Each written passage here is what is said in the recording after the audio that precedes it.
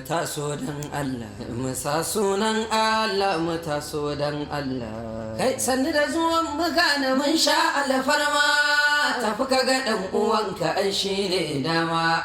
Ka kula da mai ganin ka ai shine gata, akwai Hausawa a gane.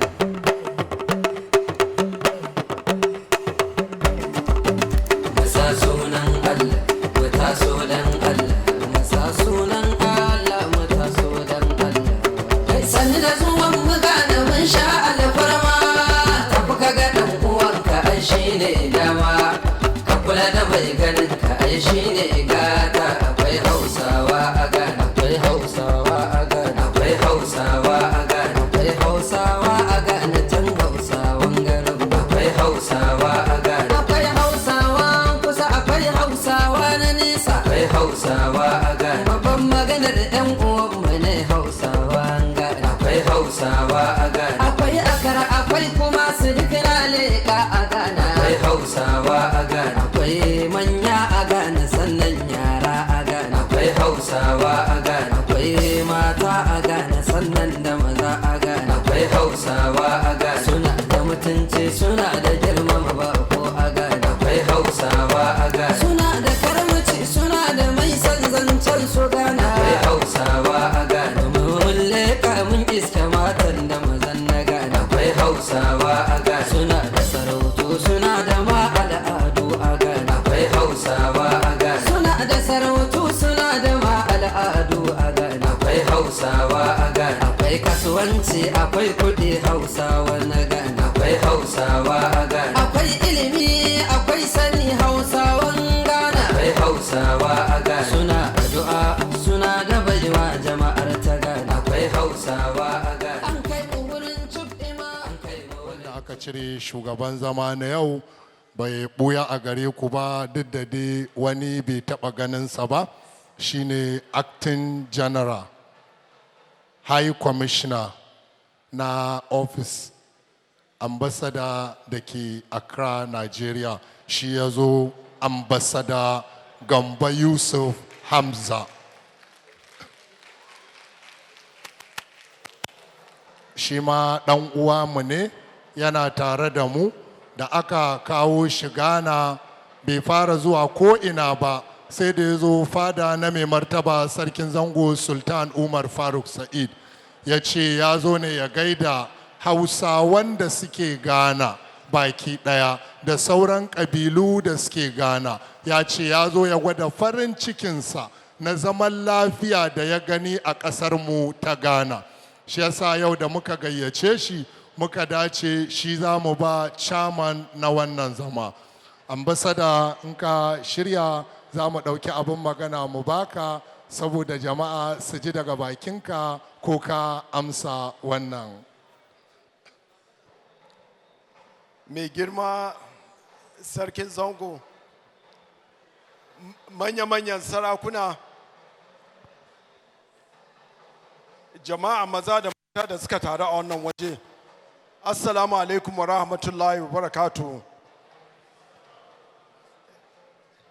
Da farko ina nuna farin ciki na da wannan gayyata da aka yi min domin na zo na halarci ranar Hausa, yaren da yake babu irin shi a Afirka, yaren da yake ana yin shi ko ina ka je a duniya. To tunda an bani shugabancin wannan taro, ina farin cikin tabbatar muku da cewa na karba. Zan miƙa microphone a hannun shi a ci gaba da abubuwan da ake, in Allah yadda zan dawo. Kuma ina da wani ƙalubale da zan yi wa ɗaliban Hausa. Muna da ɗalibai a nan ko? To, ɗaliban Hausa akwai ƙalubalen da zan musu in na dawo, amma zan bari a ci gaba. In na dawo zan yi ƙalubale game da harshen Hausa, insha Allah. Wassalamu alaikum. Wa alaikum assalam wa rahmatullahi ta'ala wa barakatu. Ambassador Gamba Yusuf Hamza daga Nigerian High Commission shine ambassador mu. Muna gode wa Allah, muna gode masa da karɓar wannan da ya yi. Muna cikin taro sai ga wakilin zango na gurin gwamnati wanda aka ware ya kula da zangon nan Ghana baki ɗaya, sai shi ma gashi Allah ya kawo shi wanda ake kira da Ben Abdallah, zango coordinator da shugaban ƙasa ya cire mana, shi ma ya shigo yana tare da mu wannan guri. Ba tare da bata lokaci ba, za mu kira Muhammad Habib Aligali, Interim General Secretary, Zango Hausa Youth Association. Shi kuma zai zo ya bada welcome address. Muhammad, in ka shirya, bismillah. Assalamu alaikum wa rahmatullahi ta'ala wa barakatuh. Mr. Chairman, in the person of His Excellency Alhaji Gambo Yusuf Hamza, the Nigerian High Commission to Ghana, the rep of the National Chief Imam, in the person of His Eminence Sheikh Abdul Wadud Harun Sise, Zahim al-Harakati Tijaniya, His Honorable Ben Abdallah Banda, Coordinator for the Zongo Development Fund, His Eminence Sarkin Zongo Sultan Umar Farooq Said, Nana Asim Hini, Chiefs and Imams and all protocols observed. It is a true pleasure for us to welcome you here today to share your honorable presence in the commemoration of the International Hausa Day in KUMASI.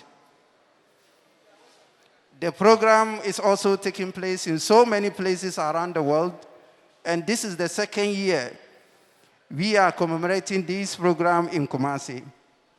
Last year, the event was commemorated by the Zongo Hausa Youth Association under the patronage of the Sarkin Zongo Sultan Umar Farooq Said at the palace.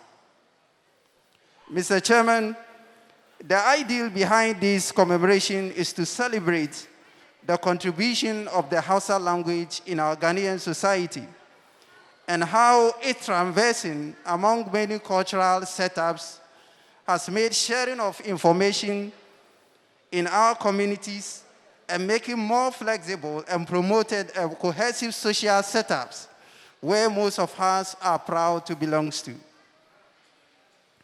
Mr. Chairman, distinguished guests, the theme of the commemoration is Hausa language, a factor in the attainment of the Sustainable Development Goals.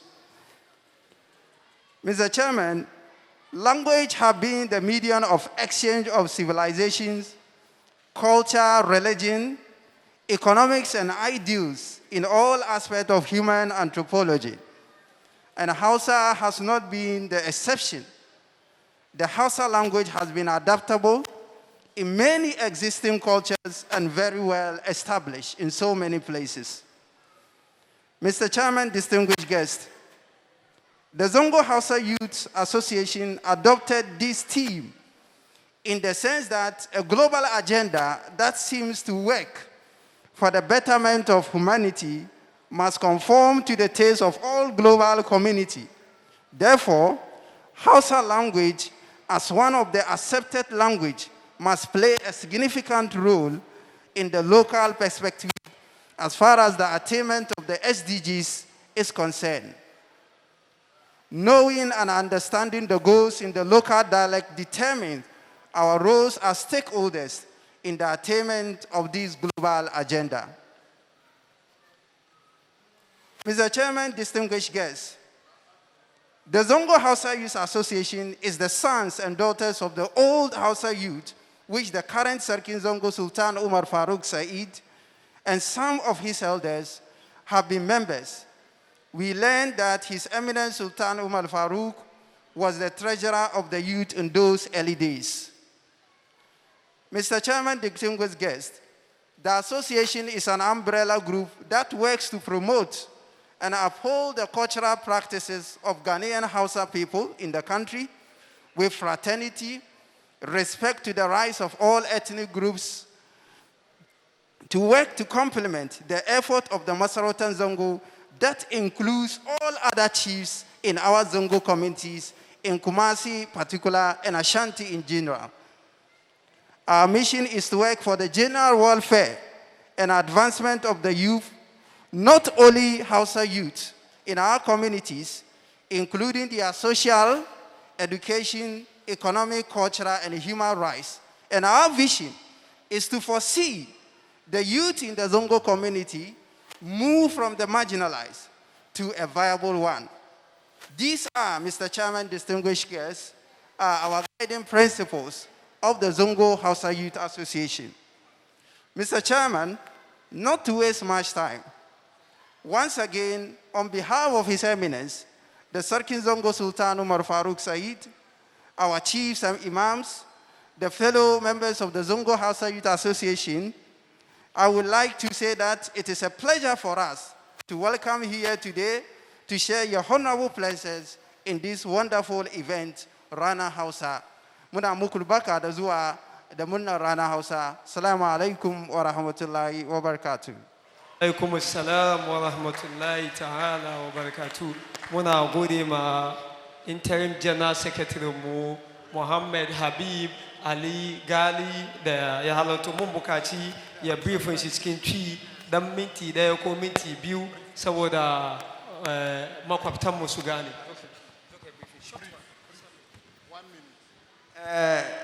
We dey per se ya deba chi kakra because you are sentiment nana asemhine otumfo si anamu for Imam His Excellency Nigeria High Commission Honorable Ben Abdallah Banda coordinator was Zongo Development Fund. Enuyanoma omushia ina ene da sonko yedi no wiase afana ina eda ye friend no Hausa da na ye kase Hausa da da wiase afana ina kasa ye kase se Hausa kasa ye ina ye celebrate na ye kachre amansa ina se sa Hausa kasa na ye kano Kasebia ede ipuntuo asomdue asetinapa aba ya setinemu wo amansaina na ne yeka ina ni se ewiase nkabom amansan ku ede dwumadie kase bi di to womonim se sustainable development goal ema omochire se by the year 2030 Onum besre se ibiase afana yina sa nyoma omodi tu omonim no ye yina betimi eya ehon faso na ama amansan ne adase yina ohom beto omo won asetinam ewe wiase na Zongo Hausa Youth Association woma kuwa ewo ye mantem bebre ewo membership bebre na nienti ye celebrate sa day Hausa day ni se Hausa abaye kasa amansa yina etimidi emfaso ene na se sa SDG goals na United Nations dey ato omonim no se yetimi use sa kasa na Hausa kasa esane se Hausa kasa no enye Hausa fo yina na eka sabe dogomba ni kabi gurunsi ni kabi busanga ni kabi Nintina ye hunu se so obi atimi ka bidia ene we ya Hausa ni se akoba ne saa dia ene mom ye yusu saa kasa no ne yemfa nkyerɛkyerɛ amansan ma saa SDGs na ye ka ho asɛm no na ye yina nte ase se ne be ya ye nso se yeti mantema ye betimi edi juma sunonko bi na edi aboa ama saa SDGs no edi nkunim Ninti Asante Zongo Hausa Youth Union se ene ya beshia hadia na ye be kachira amansan se Rana Hausa na ye di wa amanse yina no omomian kambom na ye yina ye ndisu se ne be ya mfaso a ye benya efri sa SDGs no ye yina betimi nya sa mfaso no menka ne bebre megina sa akonyan na se kase ma yempenifo a mo abaha se Asante Zongo Hausa Youth Association ɛde anigye kɛseɛ ɛde ma mpanimfoɔ a mama bɛhyia sɛ ɛyɛ ɛnɛ Rana Hausa yɛdi sɛ yɛn nyinaa yɛbɛdi ne wɔ asomdwoem sɛnea ɛbɛyɛ amfasoɔ a ɛwɔ mu no yɛn nyinaa yɛbɛnya meda mo ase. Habibu muna godiya har yanzu tare da mu akwai CEO na Alpha Radio Alhaji Ridwan Kudi ba wasa ba. Muna kuma tare da sarkin Hausawa na Moshi Zango, muna tare da sarkin zangon Yatiyati da sarkin Fulanin Yatiyati. Akwai chairman na Engoro, akwai wanda ya zo madadin KMA boss wanda ya represent Mayor Augustine Ntafu. Akwai manyan elders mu suna nan. Muna kuma tare da Mas'ud Mubarak, development planner. Muna tare da Honorable Arus Suraj, Office of the Vice President. Honorable Ali Suraj, kwamiti suna maka godiya na musamman, amma wannan ba zai fito daga bakin shamaki ba. Idan aka gama sarakai za su yi ma godiya. CEO na Alpha Radio muna godiya abinda aka yi wa wannan kungiya taimako da aka bayar mun gani kuma ya tsone mana ido. Ba za mu manta da wanda suke da mu yau live duk duniya ake ganin mu ba, su ne Gaskiya TV. Gaskiya TV tun Accra suka taso suka ce abinda ake yi a Kumashi na mai martaba sarkin zango da sarakansa ba zai wuce su ba. Suke tare da mu live duk duniya ana ganin mu, mune musu godiya. Akwai zuriya na tare da mu, akwai walƙiya Alpha Radio da sauran social medias. Muna tare da Peace Dawa Media wanda ba mu tuna da sunansu ba sai su zo. Akwai Haske Radio su ma mun gan su gaba-gaba. Muna godiya, manyan gari suna godiya, sarakai da limamai suna godiya. Abinda aka yi ake mana mun gani mun yaba kuma mun gode. Ba za mu in aka kira sarki an kira magajiya. Da jagorancin babban magajiyan gari da magazan ashantirjin baki ɗaya su ma suna gurin nan a zaune. Halifofinmu duka suna gurin nan. Ba mu manta da kowa ba, a yi mana haƙuri. Idan muka tuna mun dawo mu kira. Nuruddin. Muna kara tunasarwa ana kallon mu live kan Gaskiya TV da Gaskiya Plus. Gaskiya TV da Gaskiya Plus muna muku godiya. Kuma Alpha Radio suna cover mu live kan social media pages wato Facebook kenan da kan radio. Haka nan kuma Peace Dawa Media.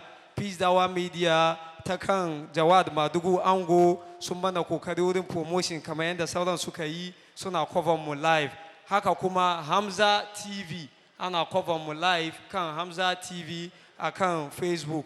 Za mu kara taya wanyan bakinmu kamar jakadan sarkin zangon a kokere da Alhaji Sule VC mai mataba sarkin Ababu da Ciroman Gwanjawan Ashantirijin da Ali Abubakar Wanzam wazirin sarkin Busangawa. Akwai kuma Alhaji Isa Muhammad Gwalle sarkin gyaran Busangawa da Alhaji Adam Abdallah Ismail mutawallin sarkin Adarawa da kuma Muhammad Awal Ciroman Kwatakwalawa wato yana madadin mai martaba sarkin Kwatakwalawa. Ba da batawan lokaci ba muna neman izini za mu next agenda wato mai girma Alhaji Abdallah Alintofa wanda yake General Secretary ne na mai martaba sarkin zango, amma a gafarce ni cikin tsarin da ake tafiya administration masarauta yaro na ne yana kasa da ni don 'yan tofawa duka kuna kasa. Zai zo ya mana speech kan topic, zai zo wato ya mana bayanin da zai yi shine emergence of Hausa language as lingua franca in West Africa. Wato zai zo ya mana bayani yanda Hausa, tafiyan Hausa da ko yanayi har yanda Hausa ya zama language, ya zama yare ko harshe da aka fi amfani da shi a West Africa, wato Africa ta yamma kenan. Na ji Alhaji Abdallah Lintofa topic da zai zo ya handle mana kenan, amma gabanin ya shigo muna ima mai girma a Sheikh Ismail limamin ahlus sunna na Ashanti Region muna mai marhaba da zuwa. Naji secretary. Bismillah.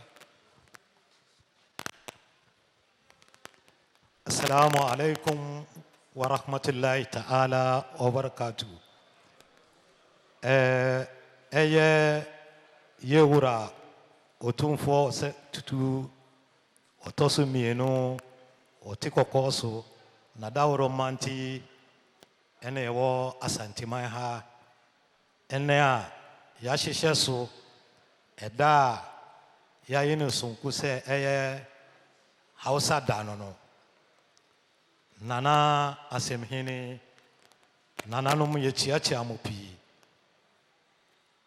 ɛnɛ a yɛasi susu sɛ Hausa de ɛnyɛ Hausafoɔ da na wobia wote Hausa kasa no sɛ yɛka sɛ lungu na wote ase a ɛnɛ yɛ wo da yɛka sɛ gafili gadochi na wote aseɛ de a ɛnɛ wo nso ɛda yɛ wo dua ɛwɔ hɔ ma obi a wɔte kasa ɛyɛ Hausa na wɔtumi yi ano anaasɛ wɔte ɛne hyehyɛ ne biribia so nti no ɛnɛ ɛnyɛ Hausafoɔ da ɛyɛ kasa no ɛna ɛne da yɛda mo ase pii nti mote sɛ meka aborɔfo tenten a ne nyinaa ɛkɔsi sɛ ɛkwan bɛn na ɛfa so a ɛma Hausa ɛdi mu ɛfiri ɛkɔ kyerɛkyerɛ ɛkɔ West Africa ha baabia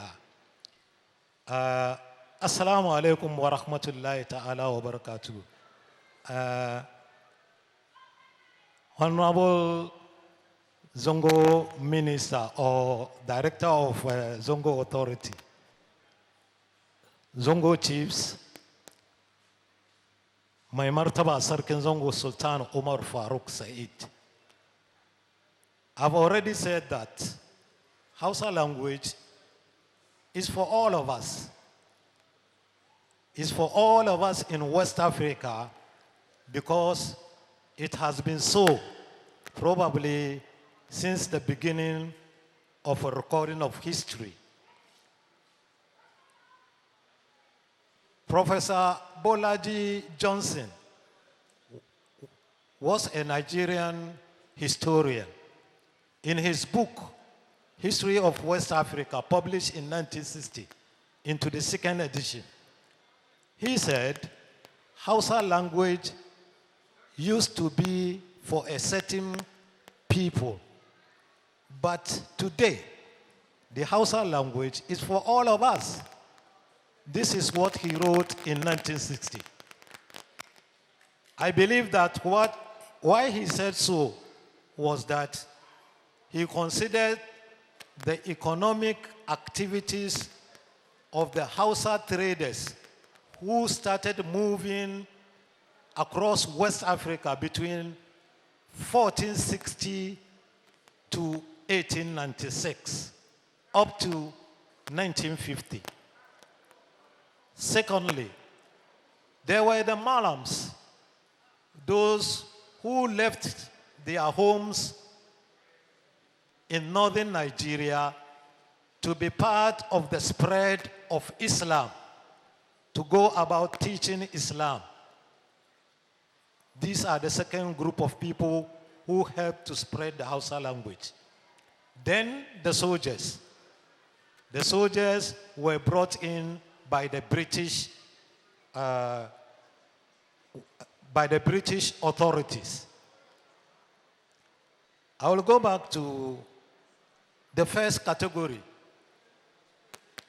The Hausa traders who started moving from northern Nigeria into other kingdoms in West Africa before the advent of the British and the French colony.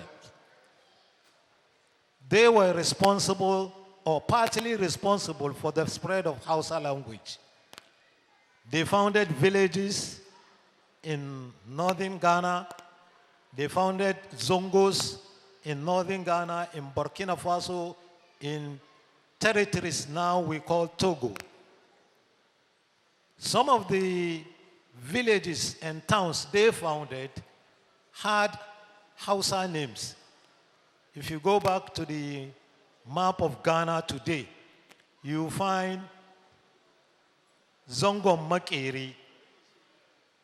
That is the blacksmith Zongo.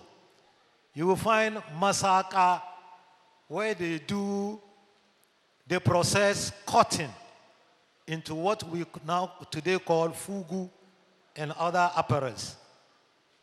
We have Sabongida, is now a constituency in northern Ghana. Sabongida is also another constituency and a very big town in northern Ghana. Then also we have Bakinrua along the White Water. All these are villages founded by Hausa people. How did they do that? They did not come into those places to take authority from the hands of the native traditional authorities. They came to trade, and through trade, they managed to spread the Hausa language. They also brought certain economic activities that kind of attracted people to whatever they do, such as wanzam, to take care of personal care, mayanka, to take care of slaughtering meat for home economics management, and they also brought fishing, from which they founded the town called Bakirua along the Volta. One important town was Salaga. Salaga was a slave trade center. If you go to Salaga today, most of the places that they kept the slaves are named in Hausa. Wankabai, where they wash the slaves, Wurin Abinchi, Bakin Kasua, Kasuambai, and all these were Hausa. Through these, they managed to kind of spread the Hausa language. Then also are the Malams. Purposely, they came into towns and cities in West Africa to spread Islam. And there was no way they could spread Islam and teach Islam other than to use the language they best know. That is the Hausa language. So they managed to convince people to become Muslims. They started teaching them in a form of Arabic retranslated into their language to teach the people. It's a kind of Arabic transliteration. So they start Alif, Ba, Ta, Cha, Ha Karami, Ha Babba, Shin, Shin Merua. These are the Hausa words concocted for the Arabic letters, and it worked. So they started teaching those people until the proper Arabic language or Arabic dialect came to them. The translation or the transliteration of the Arabic characters into Hausa language is what we called Ajami. Using this Ajami system, they started communicating with each other, keeping records in such a way that it promoted trade, it promoted social integration, and marriage and inter-community settlement for peace and progress. The third category are the Hausa soldiers. The Hausa soldiers came lately, that is between 1870 to 1890.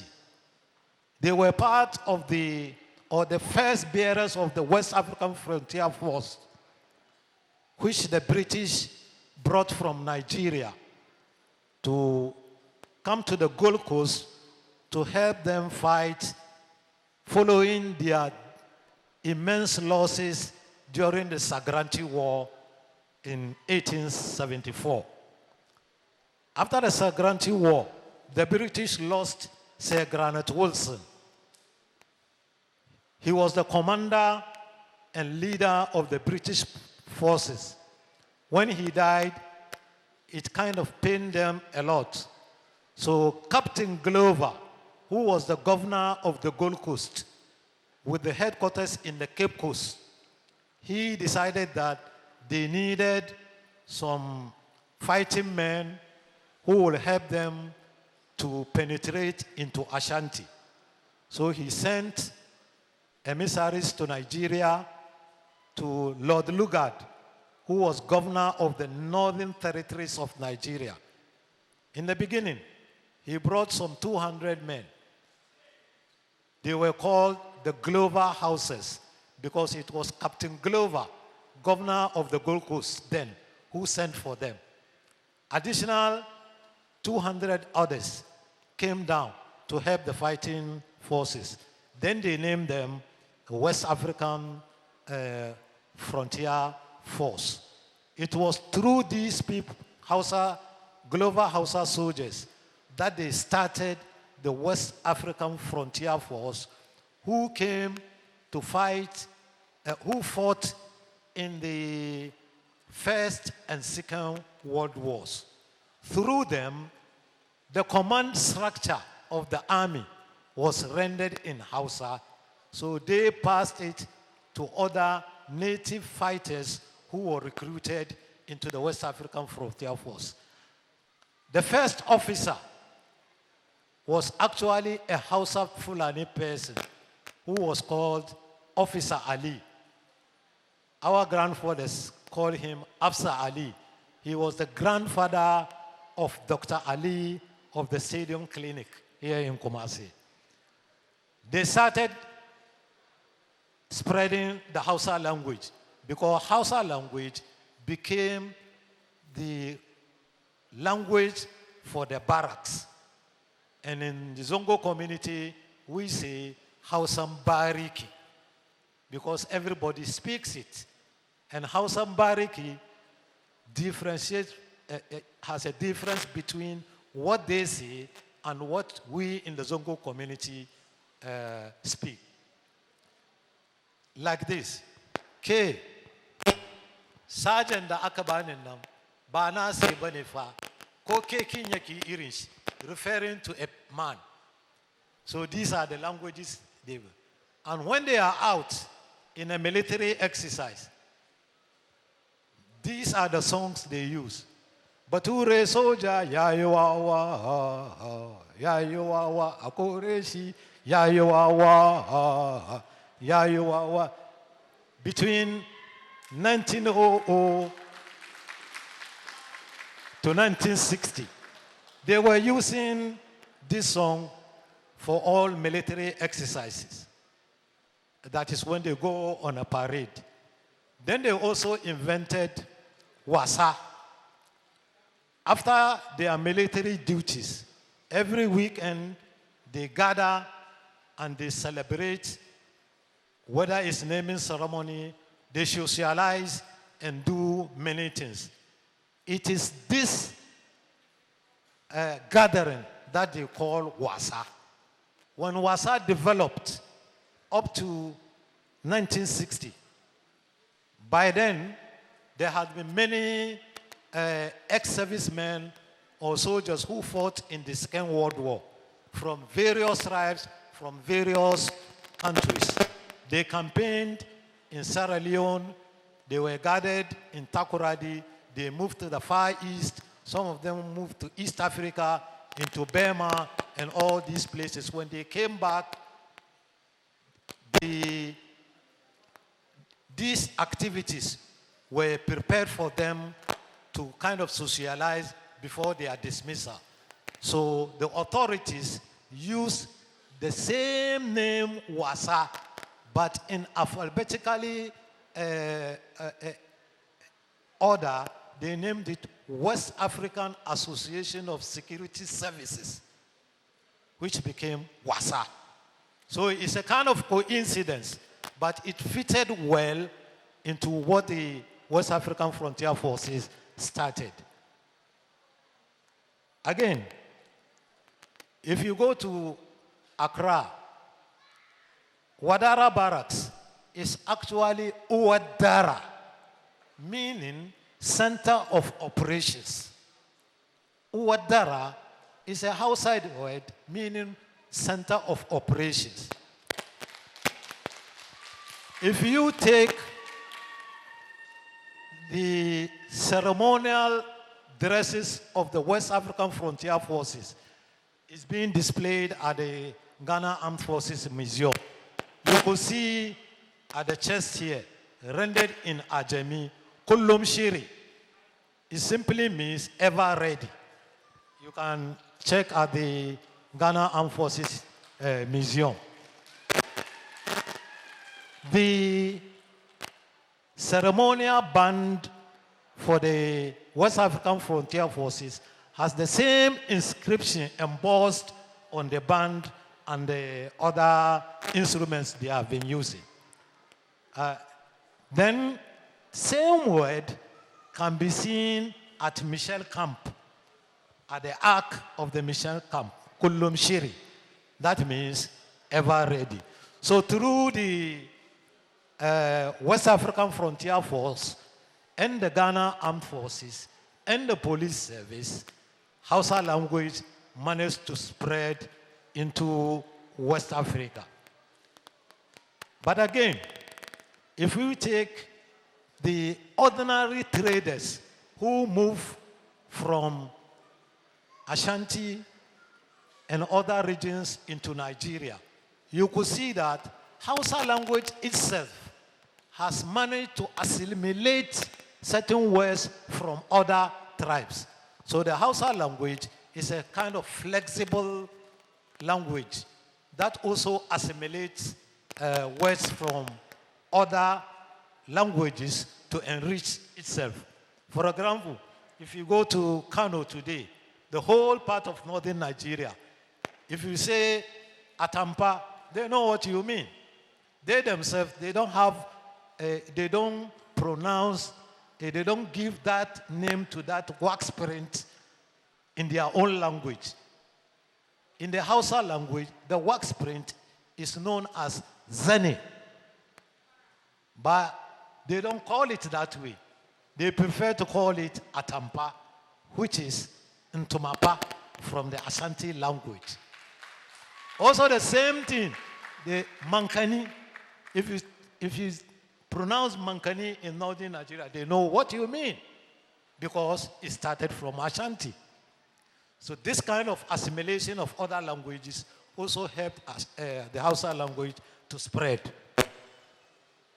Between 1940 to 1960, following peace restored after the World War, and economy started growing after the Second World War, the impact of radio broadcasting started to help spread languages as well as improve economic activities.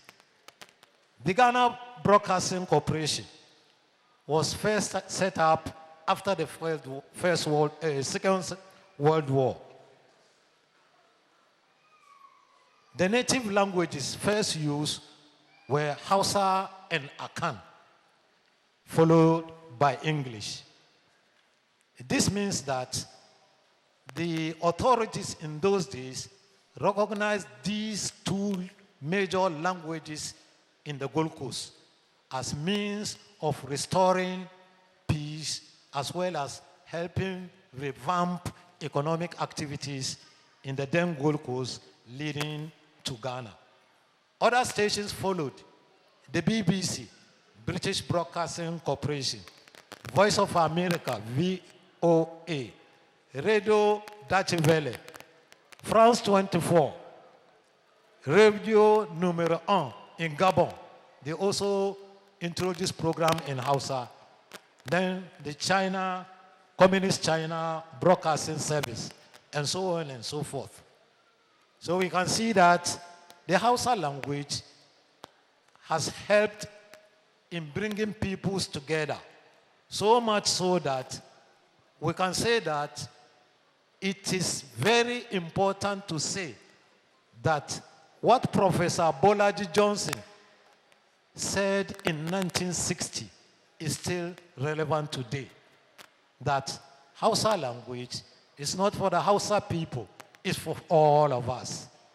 Thank you, Honorable Minister. Assalamu alaikum wa rahmatullahi Wa alaikum assalam wa rahmatullahi ta'ala wa barakatuh, General Secretary. Ba tare da ɓata lokaci ba, za mu ɗauki abin magana, mu ba mai magana na biyu.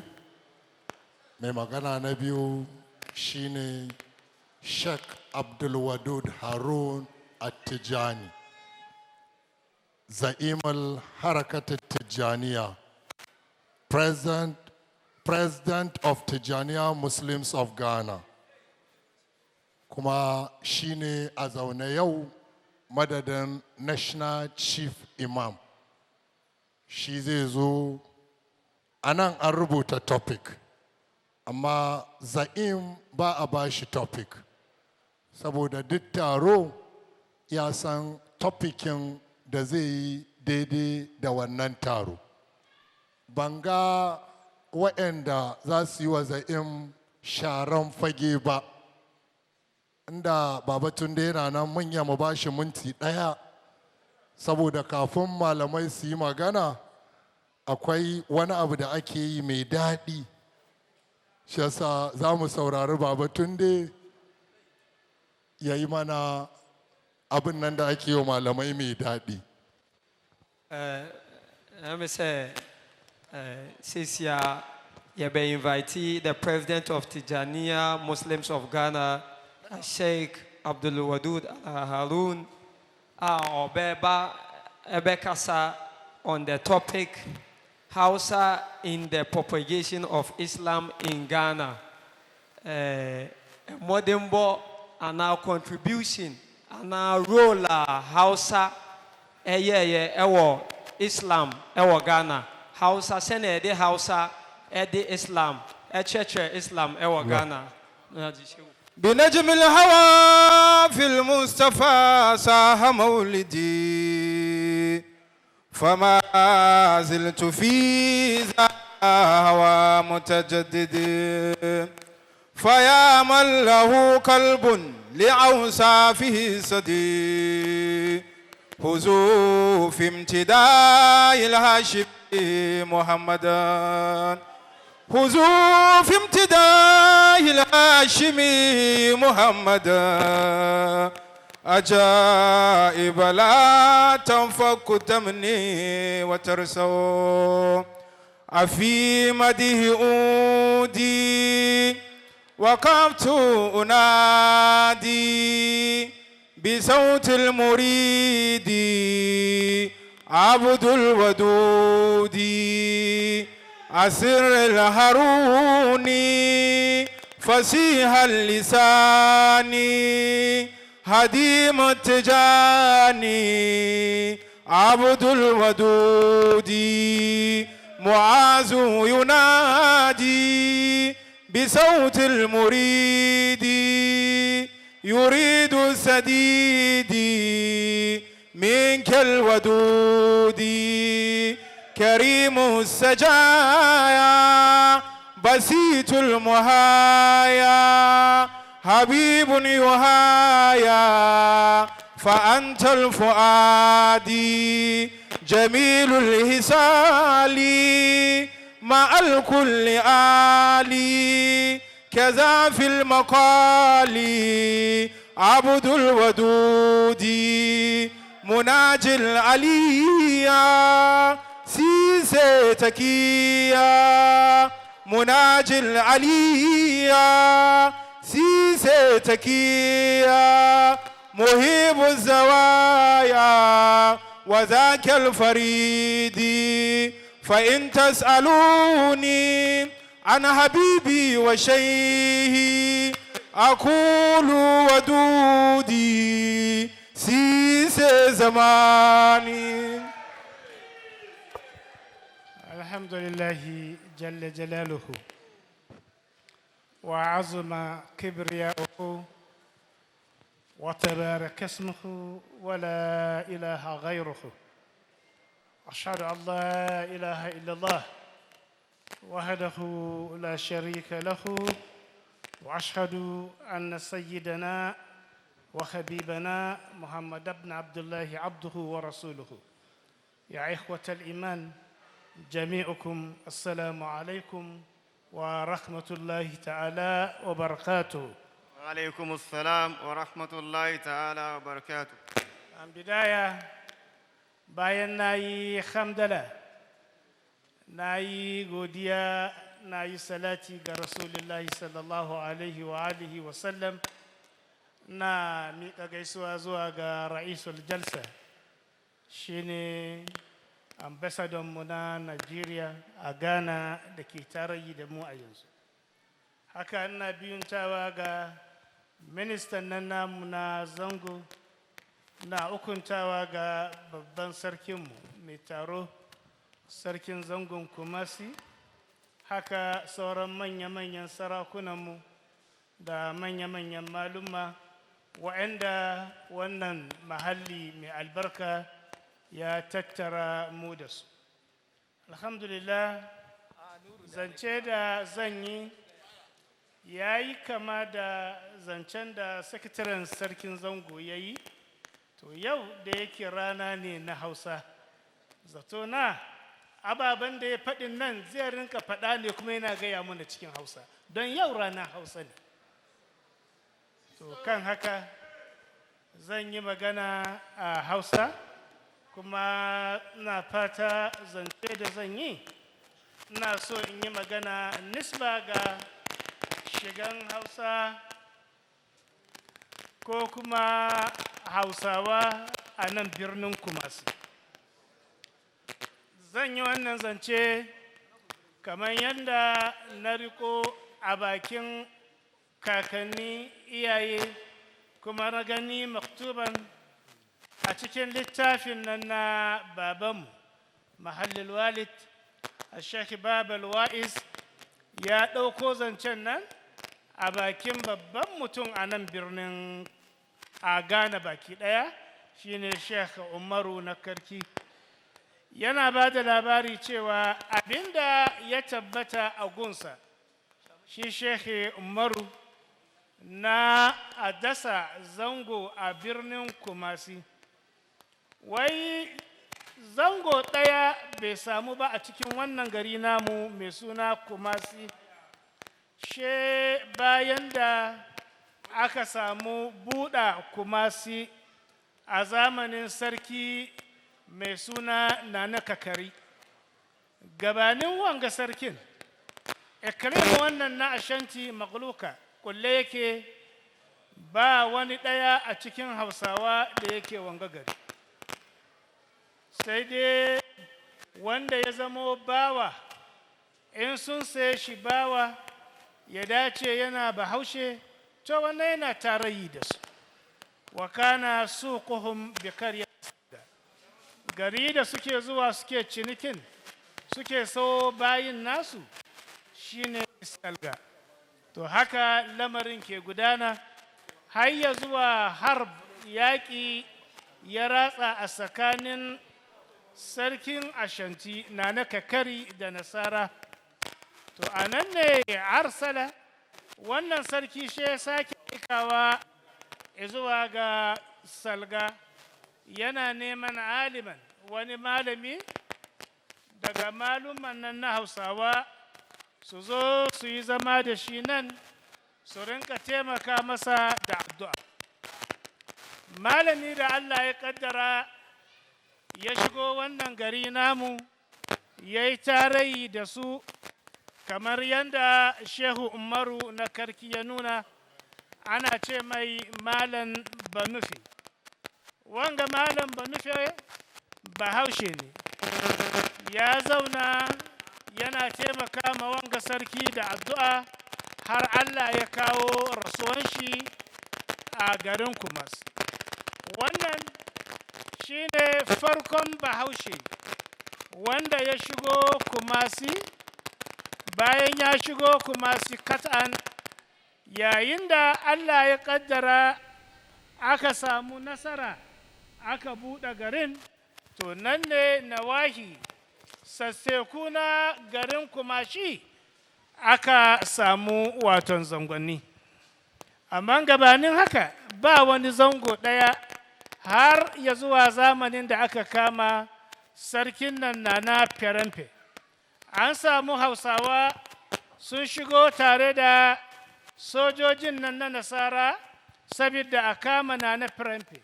To yayin da aka kama na Firenfe, wayanga Hausawan da suka zonnan sun saura garin Kumasi, su ne wayanda suka haddasa zango. Ra'isuhum, shugabansu, ana ce mai Malam Ibrahim, ana mai lakabi da suna Malam Gardi, wanga shi ne farkon wanda ya ajiye zango fi Kumasi. Amma Ghana amatan an samu Hausa ya shigo Ghana tun cikin 14th century. Wannan ina zance ne akan birnin Kumasi.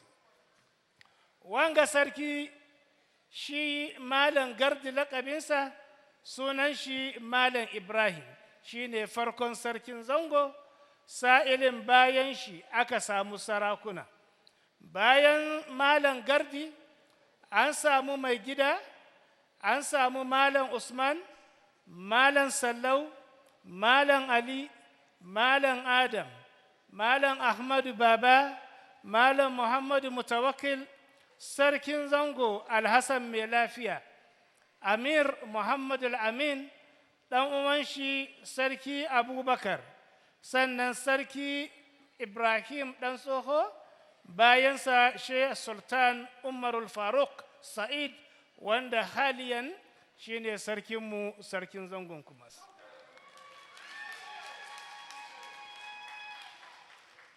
Sarauta bai tafiya shaida malumma. Ba shakka wayanga sunannaki da zan kama yanzu na malumma ne a birnin Kumasi, wayanda suka yi khutba ta Juma'a. A zangon Kumasi a yau, in ka lura farkon limami da aka samu yana ba da khutba, ana ce mai Malam Garba. Malam Garba wannan Abubakar ne sunan shi. Shi ne kuma baban nan na sarkin zango Malam Ali. Malam Ali wanda ya haifi sarki Aminu sarki Abubakar. Kakansu shi ne farkon limamin garin. Bayan shi liman Sulaimana, kakan Malam Rashid kenan Yalwa, sannan Imamu Muhammadu Ciroma, she Imamu Garba Hakim, Imamu Muntaka, Imamu Ahmadu Ciroma, Imamu Umranu Musa, Imamu Abdul Mu'min Harun, limaminmu na yau kenan. Amma sunannaki na malumma wayanda ke karantar da almajirai alkur'anu a nan birnin Kumashi. Akwai babban malamin nan mashhuri shine Malam Hamza ɗan Qasim. Akwai Malam Baba Imamu Fulani. Akwai Malam Habibu, Malam Sallau ɗan Yaquba, Malam Futa, Malam Garba Kashnabi, Malam Halidu Dagomba, Malam Garba Mai Faɗi, Malam Ali Al'amir, Malam Shu'aibu, Walid Malam Garba Shu'aibu kenan. Sannan Malam Muhammadu Badamasi, she Imamu Barnawi, she Sharif Futa, she Malam Ali Malamin Soja. Wa'yanga suke gwada ilimi a birnin Kumasi. Sannan almadaris intasharat ba'dahu.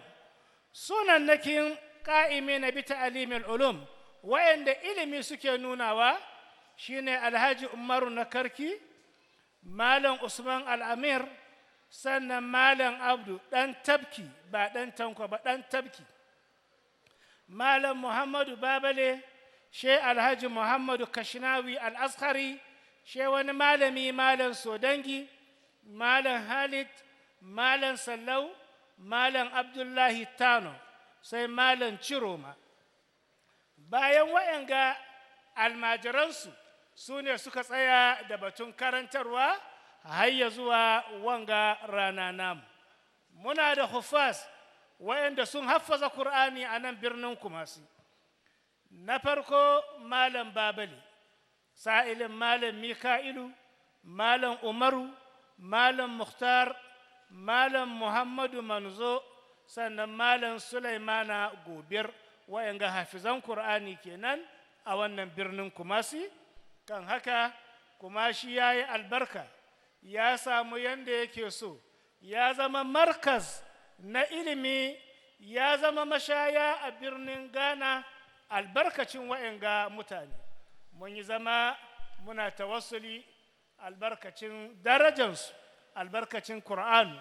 Kumashi yanda muka santa jiya, Allah ya maido muna da ita, ya haɗa hankulanmu wuri ɗaya, malummanmu sarakunanmu a zauna lafiya. Wassalamu alaikum wa rahmatullahi ta'ala wa barakatuh. Wa alaikum assalam wa rahmatullahi. Wa alaikum assalam wa rahmatullahi ta'ala wa barakatu. Za'imul harakatar Tijjaniya muna godiya don in ka zo ka tsaya kamar labirari aka kawo aka ajiye. Idan za'im yana magana ba saurara ake yi kawai ba, kana ɗaukan takarda da biro yana magana kana rubutawa don gobe. Kai ma in ka ji a bakinsu magana ce mai ma'ana, magana ce ta gaskiya.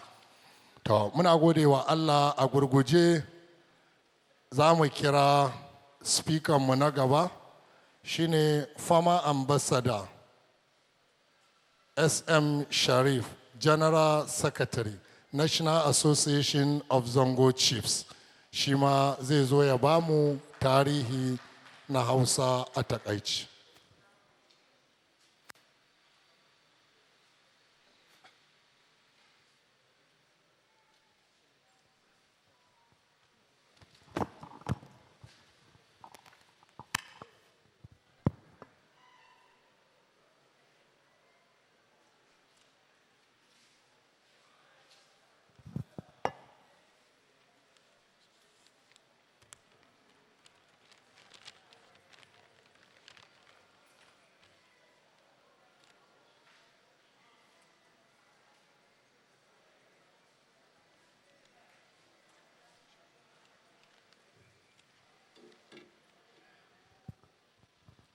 أعوذ بالله من الشيطان الرجيم.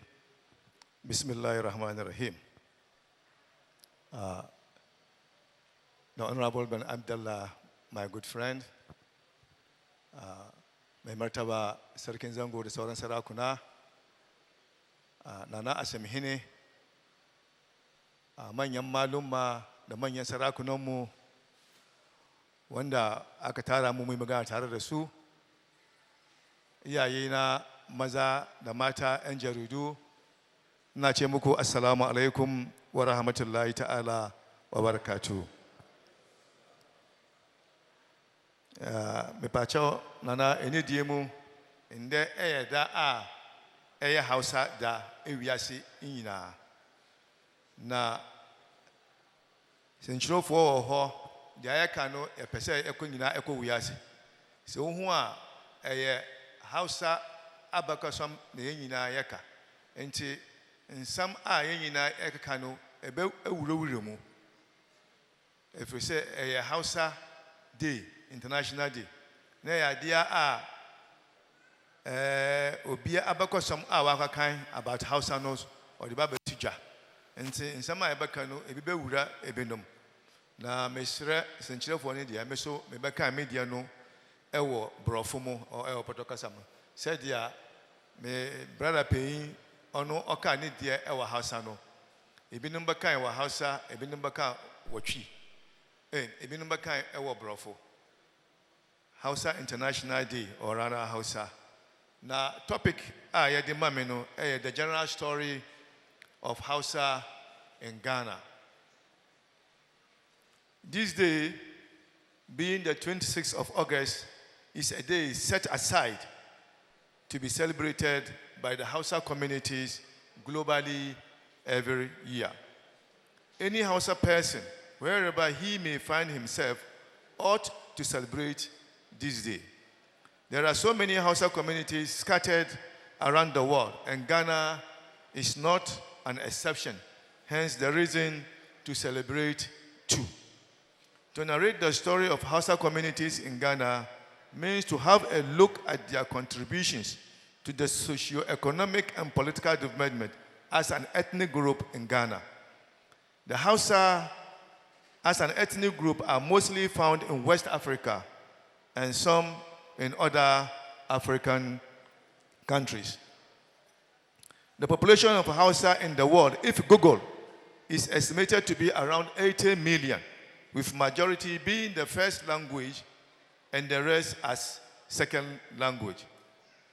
The majority of Hausa reside in Nigeria, in Niger, Benin, Chad, Ghana, Ivory Coast, Cameroon, Eritrea, Sudan, and etc. And thus form the largest ethnic group in West Africa. We will not want to dwell on the origin of Hausa, as just like the origin of any other ethnic group is shrouded with lots of myths. The Hausas in Ghana are mostly found in the Zongo community, scattered around the country, with Hausa language as the lingua franca of their settlement. The Hausas in Ghana can be categorized into 3 groups. Some said 4, but whatever it is, I'm categorizing them into 3. The first category being those Hausas who came as traders and religious scribes before the coming of Europeans, who were neither illegal immigrants nor unwanted traders. They moved with their merchandise not only to West Africa, for that matter, Ghana, but went as far as to Libya, Sudan, Eritrea, Congo, Central African Republic. That was to the northern and central part of Africa. The second category of Ghanaian Hausa were those brought in by the colonial masters of British West African forces, as narrated by the secretary to the Zongo, the former speaker. We are all aware of about 700 Captain Glover soldiers or Glover Hausa soldiers brought in when the West Indians couldn't stand the weather, just like the African Americans taken to the America and remained there after the abolition of slave trade. These global Hausa soldiers couldn't trace their origin after the First and Second World Wars, and thus were settled in areas like Sofo Line in Ashanti region, meaning Old People's Line in KUMASI, or Ayisa, meaning Hausa Infant in Elmina, Central region, just to mention a few.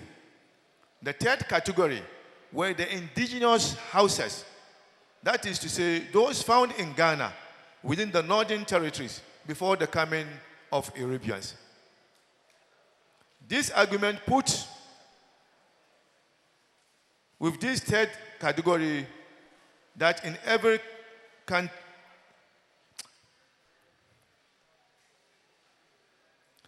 the argument put forward with this third category was that in every country, the names of towns and villages most often do reflect the local languages spoken.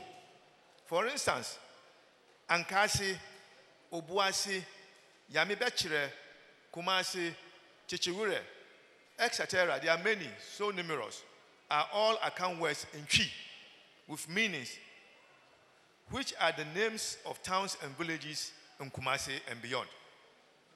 There are also names of towns and villages, including rivers, scattered on Ghana map, which none of us sitting here wrote or compiled, but with Hausa meaning in Hausa language. For instance, We have Reba Deka. If you look at the map, Ghana map, you see Reba Deka, and that Deka is a Hausa word meaning pounding. We have Gulbi, which is Reba on the Ghana map, or which is Rua in Hausa, sorry. We have Bakin Rua, secretary mentioned it, the Black Volta. We have Masaka, the weaving house, Zango Makeri, the blacksmith house, Turmi, that is mortar, Gidan Turu, Juju house, Fadama, wetland, Kasua, market, Shukura, thanks, Albarka, blessing, Shafa, Rob, Kakasunanka, what is your name? Somanya, love elders, Ayukuma, do it again, Sawaba, relief, Salga in Ghana and Salga in Nigeria have same name and same spelling and pronunciation, but we don't know which one came first. This is a food for thought for all to ponder. There were Hausa Zongo chiefs before the coming of colonial administration. The like of Sarkin Zongo, Malan Tuni, from 1800, as stated by our Sheikh Sa'im Harkatit Tijaniya, to the reign of Sarkin Zongo Madugu, up to the era of Sarkin Zongo Malan Megida, disposed in 1896 by events of the British Ashanti War and the occupation of Kumasi. These Zongo chiefs fought along with the Ashantis. With the coming of the colonial authority, saw the reign of Malam Gadi, a colonial military imam installed as Sarkin Zongo by the colonial masters between 1900 and 1902 as the beginning of a new era. Sultan Alhaji Umar Farooq Said, the current Sarkin Zongo, is the 14th occupant of the Zongo stool and was installed in the year 2010. One interesting thing worth noting was all these Sarkin Zongos or Chief Zongo played their roles of maintaining peace and order during the reigns while presiding over complex issues within the Zongo community. The word Zango, spelled Z-A-G-O, is the actual Hausa word, but was corrupted to be spelled as Zongo, Z-O-N-G-O, by the colonial masters. Like Kibi, instead of Chebi, is the actual word. Asante, instead of Ashanti. Achim, instead of Akim, etc., and so on and so forth. These were the names spelled by the Zongo. So, Zongo is a Hausa word, meaning temporary place of abode, which has now become a permanent place of abode for the indigenous Zongo people. A Zongo can therefore be said to be a permanent settlement or place within an indigenous group of people found in most settlements, be it in urban areas, city centers, towns, villages throughout the country. The Zongo community are therefore an integral part of the community as they grew and developed side by side with each other. Most of the Zongo communities were founded by the houses, with some few also founded by the Moshis and Wangares. The Sarkin Zongo is a Hausa word meaning Chief Zongo, as founded by the Hausa community. The Zongo now is a heterogeneous society, meaning all ethnic groups are there, with all other ethnic groups having their Sarki as Sarkin Dagomba, Sarkin Wangarawa, Sarkin Fafarawa, Sarkin Busangawa, Sarkin Sisalawa, and so on and so forth, living in peace and harmony with one another, as said by our Zaim. Another interesting thing to note is that the Farfaras, the Gombes, Gonjes, Wales, etc., are part of Zongo communities in Bolga, are not part of Zongo communities in Bolga, Tamale, Damongo, Wa, etc., respectively, but resides with indigenes of Zongo whenever they are in the southern part because of shared culture, traditions, beliefs, norms, and attitudes. Before the coming of Arabians and the abolition of slave trade in 1807, the Hausa settlements were found in the country before the 18th century.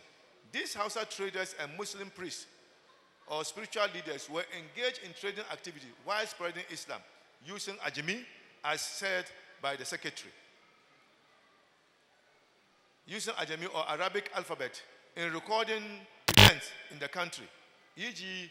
the Menshia Palace Court, where events were recorded using, if you go there, The books are there. You go there and see what happened during the proceeding. The coming of Europeans further boosted and boomed the flourishing trade along the coast and trans-Saharan Atlantic slave trade route used by the Hausa before the coming of Europeans. This led to many Zongo settlements, from Chirponi to Yendi, up to Salga, from Karaga to Kambaga, and to Jango Iri in Wa, meaning Hausa area in Wala language. Some of these Hausa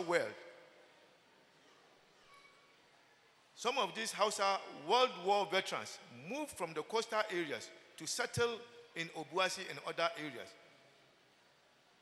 The veterans helped in the Adansi Wars, which one of the veterans' name was added to the chosen Adansi chiefdom name title, e.g. Nana Abu Bonsra, after exhibiting bravado in conquering enemies.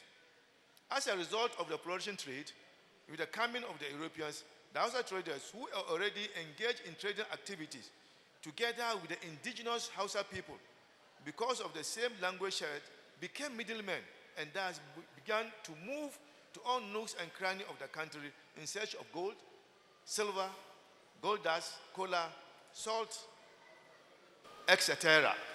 And thus, finding Zongo settlement everywhere they resided in search of these communities. That's why we had so many Zongos scattered along in all the areas. The Hausa language became the medium of communication amongst the various ethnic groups, helped commerce and spread of Islam. With the abolition of slave trade in the 19th century and the end of the colonial rule, the Hausa trader who became middlemen because of same language spoken with the indigenous did not go back to their various towns and villages, as mentioned earlier, but remained at their new Zongos founded settlement and stayed there. They, together with the retired military personnel and other trade merchants and the Muslim strike, formed the Zongos. The Hausa Zongo indigenous, in addition to the solid economic contribution made, have also made strides in the regiopolitical and provision of security in the country, be it in the military or police, as it helped maintain peace, order, and tranquility in the country.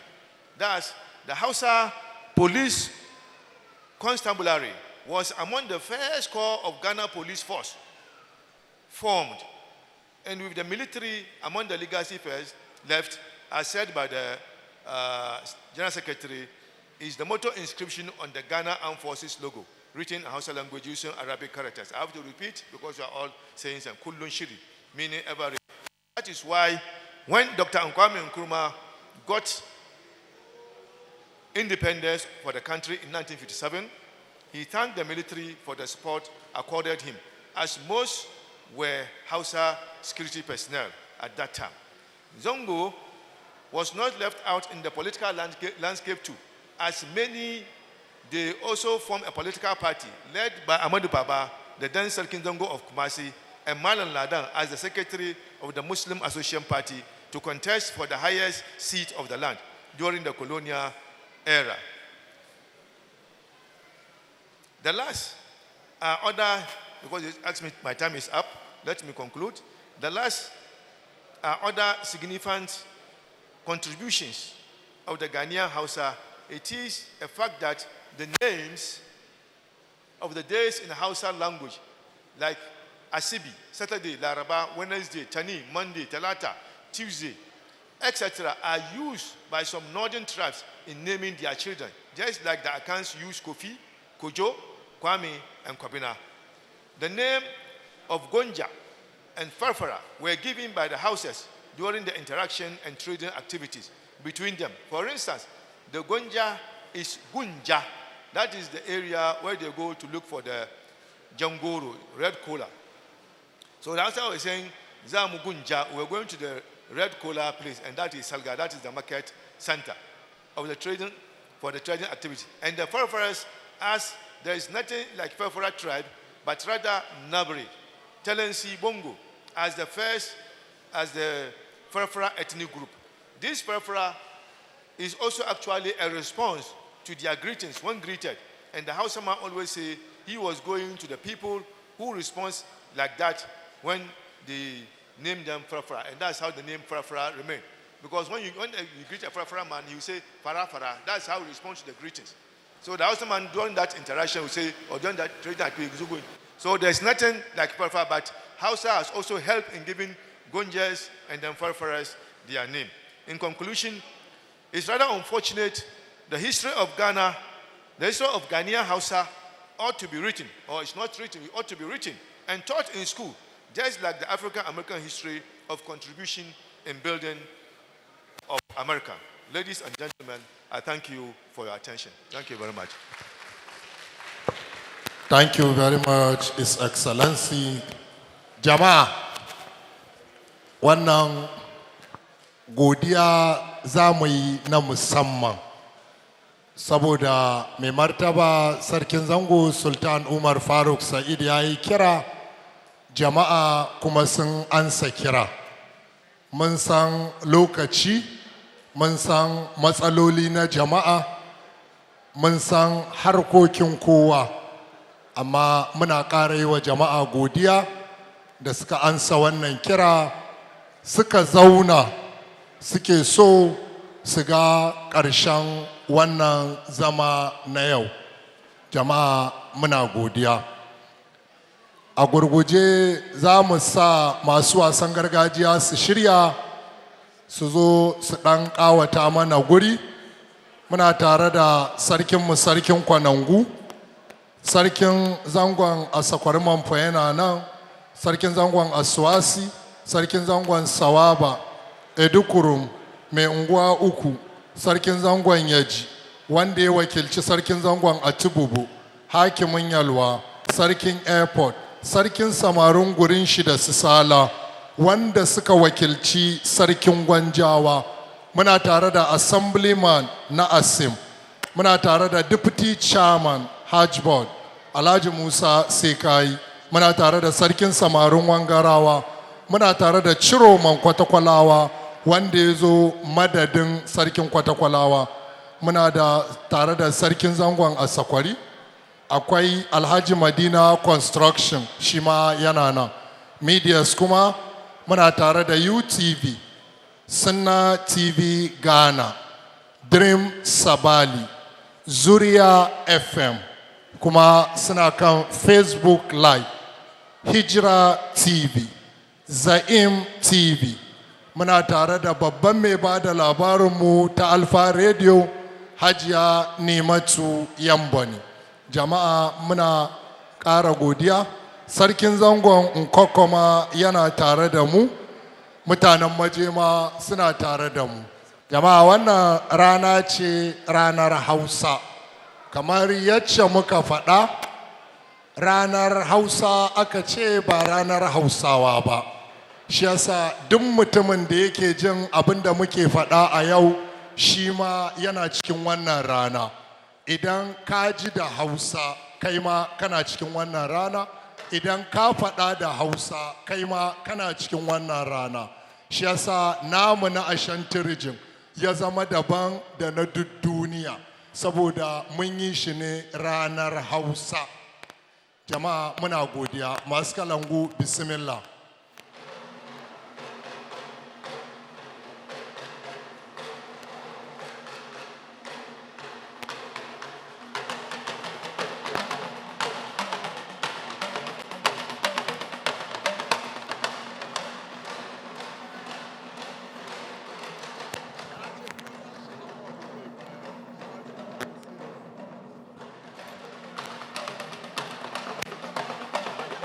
Jama'a ya hankuri masu fonin nan ana gwadawa live kan TV, inda kun gyara ne kamaran ya capture.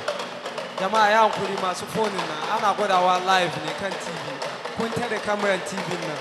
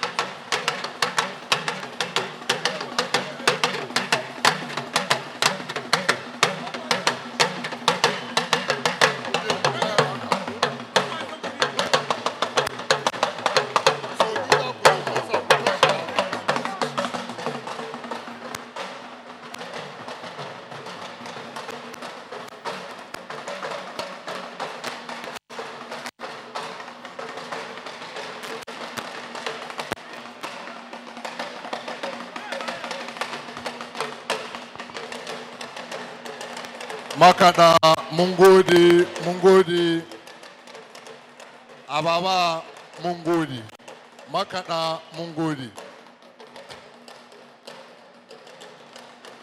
Idan ba su bari ba ban kiransu na biyu.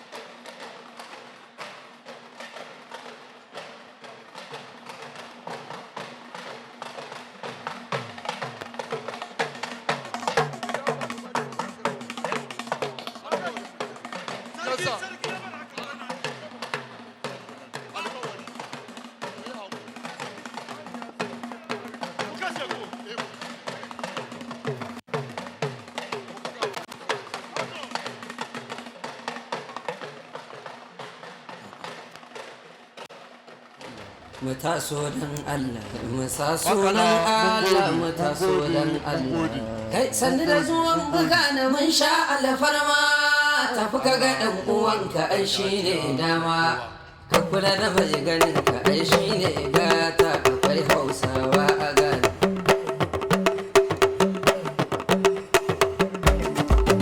mu sa sunan Allah mu taso dan Allah mu sa sunan Allah mu taso dan sanni da zuwan buga da mun sha alfarma tafi ka ga dan uwanka ai shine dama ka kula da mai ganin ka ai shine gata akwai Hausawa a gani akwai Hausawa a gani akwai Hausawa a gani akwai Hausawa a gani tan Hausawan garin akwai Hausawa a gani akwai Hausawa jama'a mun gode ina ji culture display kadan da aka mana kenan. Now on to the next agenda. Jama'a assalamu alaikum.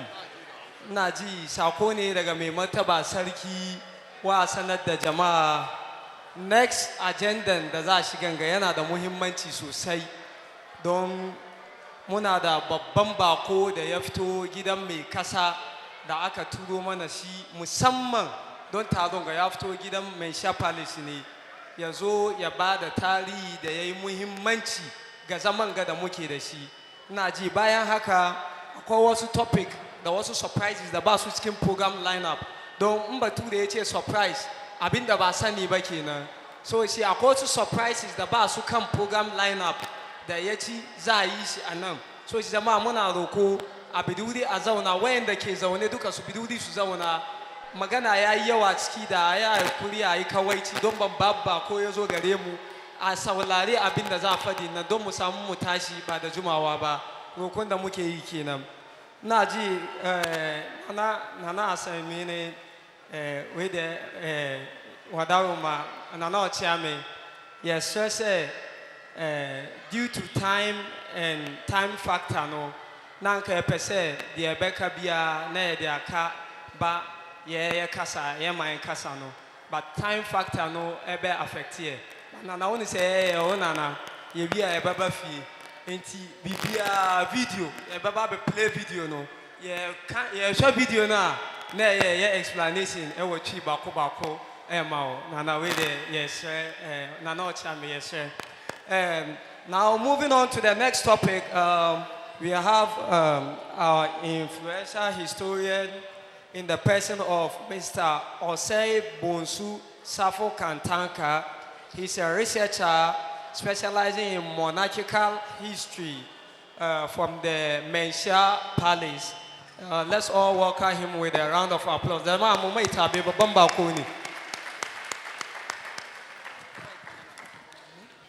So, my big greetings. Assalamu alaikum. Okay. May the Almighty Allah pour His blessings upon all of us. Amen. Whilst we are on the land, we are in KUMASI, the land of Otumfuo. So Otumfuo, the Asante Hene, with his representative, Nana Asemehene. Then the chairman and all protocol observed. A big thank you for making it possible my coming to join you in the celebration of the International Hausa Day. It's unfortunate I don't speak Hausa, but somebody born in and brought up in KUMASI would know a few words in Hausa, so I pride myself as a speaker of Hausa. Even if I don't understand Hausa, one thing is clear to me. The language of the Hausa people is so sweet. It sounds like poem, even if you don't understand it. So the people in Asante pride themselves of being part of the Hausa people in the Asante community. We even say that the Hausa spoken in Asante is one of the best. It is not because we are being boastful, but we always attach ourselves to glory. Anything that is sweet, anything that is of great importance, we attach ourselves to such things that we might also be very important people. A lot have been spoken, and there is no need my going back to all those things that have been said already. We know and very much aware of the people we call Hausa. They have explained the root where they came from. Today, no one would tell another that he's from a different place.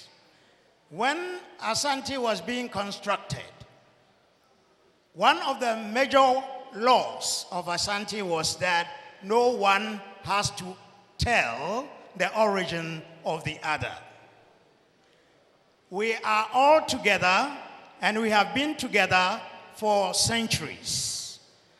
A lot of things which the Asantes do, some of them were copied from the Hausa people. You will see the Asante people wear war jackets. Anytime they go to war, a war jacket is what they wear.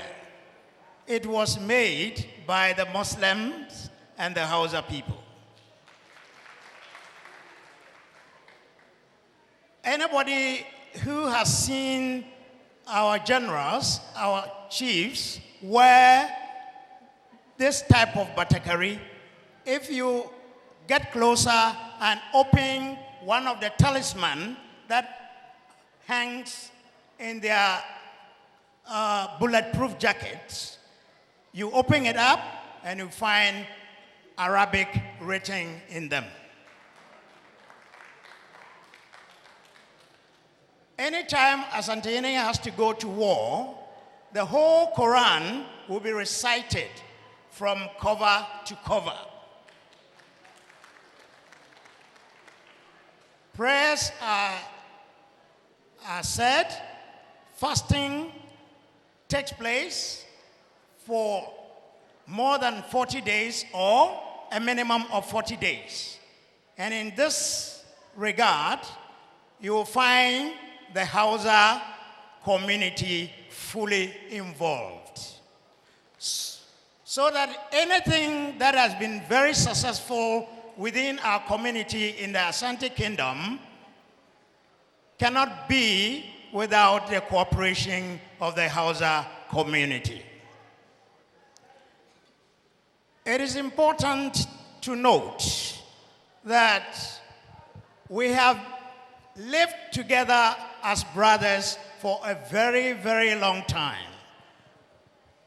If you have heard of the Asante Kotoko Football Club, this football club was able to stand on its feet throughout Africa, and it was not without the help of the Zongo players. You have names like Mohamed Salusu, Baba Yara, Maliki Jabel, Abdullah Razak, Go Namafefe, that is, yes, all these people are who made the Asante Kotoko Club one of the best in Africa. It is for this reason that you cannot be an Asante and look down upon a people called the Hausa people. They are your brothers. They have ever been our brothers. We don't go without them.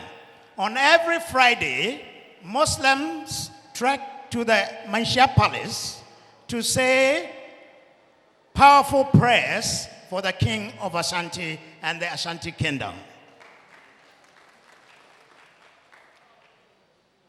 On every Friday, the Asantehene shares a special food called mansa to all the children around the Zongo and the Asante community.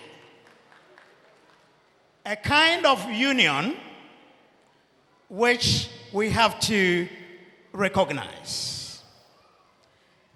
As I told you, it is, if we mean to talk about the importance of the Hausa community and the Zongo community within the Ashanti kingdom, we will write volumes upon volumes.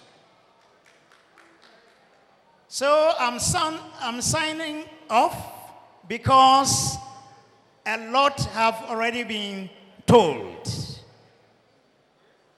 All that we know is we are brothers and we have to continue to be brothers. You heard names being mentioned when the early speakers spoke. They mentioned names of politicians. These politicians were Ashanti politicians. If you are a Zongo, you live in the Zongo in Ashanti, and you are a Hausa in Ashanti, you are an Asante. The time has come for us to stop saying, or if we are asked the question, where do you come from? Then you will have to trace to Nigeria. No, since the day of independence, 1957, every group of people who lived here have been part of the country Ghana. We were all living in isolation. Every group of people lived on its own. After independence, we all came together, and we came together with the Hausa people. One people, so don't let us allow politicians to sow a seed of discord amongst us. If you are in Asante and you are a Hausa, the first thing you have to say is, I am an Ashanti. Which part of Asante? KUMASI. Which part of KUMASI? Zabuzo. This is how you tell your story. You are an Asante, and every Asante is also a Hausa. We are all together. Since earlier speakers have told every story, there is no need in continuing. I will only take this opportunity to explain the word Asante to those of you who might want to know. The word Asante is a key word, which means Esa Nti or Asa Nti. Esa is a singular word which means war. And Asa is the plural, which means wars. Nti means because of. Asante, therefore, means because of war. It is not because of war that people get up every day and plan and think of war, but they think of how to defend themselves. So we are, because of war, we are together to defend ourselves because of war. And if you are a Hausa, you are part of it. You are an assassin. You are also because of war. Thank you very much. Muna gode ma Mr. Safo Kantanka. We would like to thank you very much for this presentation. This presentation is very remarkable and very important, and I would like to go into our local language to give my overview on what you have said. Ina neman izini wurin sarki da manyan sarakai, topicin ga da ya zo yi mu matasa ya mana muhimmanci sosai. Don Allah a gafarce ni don wani minti kadan. Kullum muna nan mun ji yanda tarihi yake, kullum ba yau ba, kullum ana fadi mana yanda aka kafa zango, yanda kakanni aka zo, aka yi hidima, aka yi ababa da yawa. Amma har yau, har gobe, in wani ya je wani abin national activity, in an tambaye shi wani iri, wani gari ya fito, shi ya fadi wani gari daban. Wani ma in an ba shi tsoro, shi ya rasa abin da yake ciki a dinayin shi. An yi ma kakanninmu, an yi ma iyayenmu, kananan ga kuma ana son a mana. Don Allah muna roko, yanda ya fadin ga haka yake. Dokan kasa da gargajiyan kasa na masu kasa ya gwada duk dan zango kai asanti ne. In kana zaune da dan uwa ko kana zaune da mutum ya makwabtaka, dole ka so shi ya soka. Alfarman juna muke ci. Muna Ashanti region, mu ma Hausawa ko 'yan zangon Ashanti region ne. In kai busanga ne, kai busangan asanti ne, ba haushin asanti ne. Kai dan kasa ne. Amma yanda muke face difficulties, sun za mu je mu yi passport, national identification, kullum muna gani. Ni wani iri ne na ce kamar ni busanga ne. Wani guwa kafto, in ka fadi garin da kafto, shi ya zama rikici, a hana ka, a kawo police. Don Allah muna roko manyanmu a tashi, wanga yancin kanmu mu 'yan zango, a fight mana yanda za mu samu kanmu.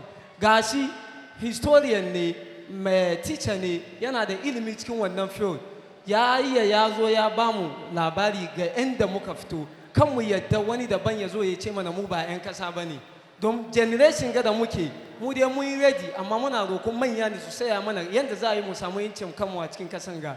Don bai yi in yi zabe ya kai, an zo a neme mu, a nemi kowane party ya zo mu vote mai. Amma an kare muna face challenges, ba mu jin wannan response.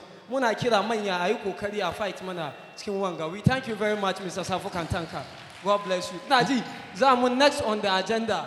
Topicin da ya mana important kuma sarki ya ce a bar mutane a sani akwai surprises inda suna nan, amma da an je next agenda ga duk wayannan surprises in Allah da sun fito.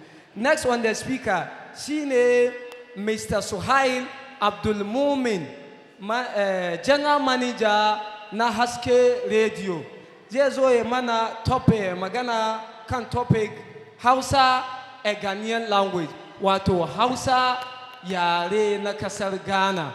Mr. Suhail Abdul Mumin na nan, muna ma marhabi. Assalamu alaikum wa rahmatullahi wa barakatuhu. Your Excellencies, Sarkin Zango, Nananum, manyan limamai, honorable ministers, coordinators, diplomats, former ambassadors, sarakuna da fadawa duk baki da na gaida ku war haka. Yau ranar Hausa ce, saboda shi da harshen Hausa ina gaisuwa. The topic for discussion is Hausa, a Ghanaian language. In Akaduba, when we take a closer look at the language Hausa, we call it a harshe, which means a tongue for a group of people. But why do we think it's a Ghanaian language? What is the origin? The professor was here. Many other people have spoken about it. I'm not going to go that path again. We have a dialect in Hausa called the Ghananchi. It's a form of Hausa spoken only in Ghana. We have certain phonetics that have changed, certain dialectical tonnage. We have certain vowels that have been elongated. Some of them have been shortened just to make the meaning better for the people to understand it properly. We have about 47 million people who speak Hausa. And then there are many more, about 72 million, and up to about 150 million, and still counting, who speak it across the world. The Chadic, Afro-Chadic language is the Hausa. But we have it coming from Nigeria, Niger, Chad, Cameroon, and then to a larger extent, Benin and Ghana, which have the Ghananchi, as I want to speak about. The Ghananchi actually forms a separate group from the Western Hausa dialects, as it now falls outside the contiguous Hausa dominant area, and it's usually identified by the use of chi for ki. For example, you go to the northern part of Ghana, people say Tanada Chew instead of Tanada Kew. Then we have the G for Gya. For example, Gyara Zamanka, somebody would say Jara Zamanka. And these are some of the dialectical changes that we have in Hausa. And then you look at it, way back when the first Hausa people settled in Ghana, we have the Hausa Fulani traders who came around the Gunja area, which is the Salaga, which the former ambassador explained that is because of the red cola that they call the place Gonja. Now the Hausa people have settled around the coastal areas, predominantly Cape Coast, where you go right now and find people speaking very good Hausa, impeccable one for that matter. Around Salt Pond, you find them speaking those Hausa. In some areas, we have changes, like I mentioned earlier. You go to the Accra area, where we have the Sabon Zongo, we have the Nima, and then we have the Zongo Malan itself. The Ghananchi exhibits noted inflected influences in Zarma language, the Gur, the Jula, the Bambara, the Akan, and the Soninke, as Ghana is the westmost part of area of the Hausa language. We have many changes that is going on from this language that came from the Sahelian area. Mind you, these people came in to trade, and some of them came in to propagate their religion. So when you want to find a Hausa person, or you want to find a Zongo, you go to where the market is. Just ask Ina Kaswaiki. Then you'll find the next mosque just adjacent or opposite the market. And this language has become the lingua franca for trade, commerce, everything you do around the area. And it has not stopped. My worry is, why do we still consider Hausa a language that is alien to the people of Ghana? It's not. In the early 1400s, the first British settled in America in a place called Virginia. They chose Virginia, and they named a small town called King James, Jamestown, after the first king, King James I. They started speaking their English. It metamorphosed into a different forms of English. I remember in a book I read by Jeffrey Archer called Cain and Abel, if you remember. There is a chap who asked his father, why do these people speak differently from us? And the father answered him, why don't we speak the same as them? Because they are the English, they brought the language, it changed. And now we have American English, we have British English, which is the original. But nobody says the American English isn't original anymore. We're using it, we have dictionaries that acknowledge that. You take a Microsoft computer and you realize that it's all American English, it's accepted. Until you make the change, it's what it is. Go to South Africa. Earlier when the Dutch, the Germans, and a few French people came in to look for diamonds, they spoke a language different from their original languages. One language they spoke was called Afrikaans, which is still a lingua franca, an official language in South Africa. It is not as the original, it is not the Zulu language, it is not Swahili, which looks like my name anyway. It's not Swahili. They spoke Afrikaans, they still speak it. Now we have the Ghana Hausa. American language has been accepted, like I said. In the early 1400s, as Baba Alhaji has mentioned earlier, the Hausa people started chipping in Ghana. Why do we consider Hausa a foreign language? That's a question. Earlier in 2017, under the leadership of Nana Addo Dankwa Akufo-Addo, we have a new ministry called the Zongo and Inner City Development. Now it's agency. It used to be a ministry. The reason was to bridge the gap between the dilapidated area, the deprived area. Mostly these places are in the Zongos. And these places are where the Hausa people dwell. And where everybody that had to do anything with the Hausa person, whether in trade or in learning a religion or in learning literacy, how to write and how to read, had something to do with Hausa language. This is a very important factor. But I was worried. I saw a development in our questionnaires during the 2021 housing census and population analysis census. I beg your pardon. The Hausa was categorized under other groups. The Fulanis, who are cousins to the Hausa people, have done great job by going to make sure that their names have been included into that. I'm not talking about tribe here. The language is very important. Everyone uses it. Just like the professor says, we have the Wasa, as we heard, it's Hausa word. We have the Uwadara barracks, it's a Hausa word. We have the Kominini, you speak Chi and then you infuse it with a bit of Hausa and it makes it even more beautiful. That is true. Why don't we have Hausa as an official language, even if not used by government agencies? Let's consider it as one of our languages. If anybody comes from Ghana and he speaks Hausa, that should be enough. If anybody wants to acquire passport, if he wants to acquire birth certificate, Hausa should be enough language. When you go back to the north, the relationship between the Hausa people and the Dogombes cannot be underestimated. The Jima, which is the work on the leather works they do over there, was brought in by the Hausa people, and they couldn't have learnt it if they hadn't understood their language. They did. We have the Sabungida, which is now called the Sabungida. Like I said, the Ga becomes the G because of the tonal changes in the dialects of the people. We accept it. Now we have the Gananchi. You can speak any Hausa you want, whether it's a Hausan Soja, whether it's Hausan Boko, whether it's Hausan Tudu. It's still our Hausa. Let's consider it Gananchi. Accept it. And I beg on the coordinator of the Zongo Development Fund, take this one as a proposal from us. If you want us to write it to you, we will do so, Honorable. It's very important we consider this one very seriously. And then we are accorded, the language is accorded, its position in history as a Assembly Hall. Thank you, Mr. Coordinator. I'm not just like I said, kamar yadda muka sani a yau aka ware a matsayin ranar Hausawa ta duniya ko kuwa ranar harshe na Hausa na duniya, wato International Hausa Day.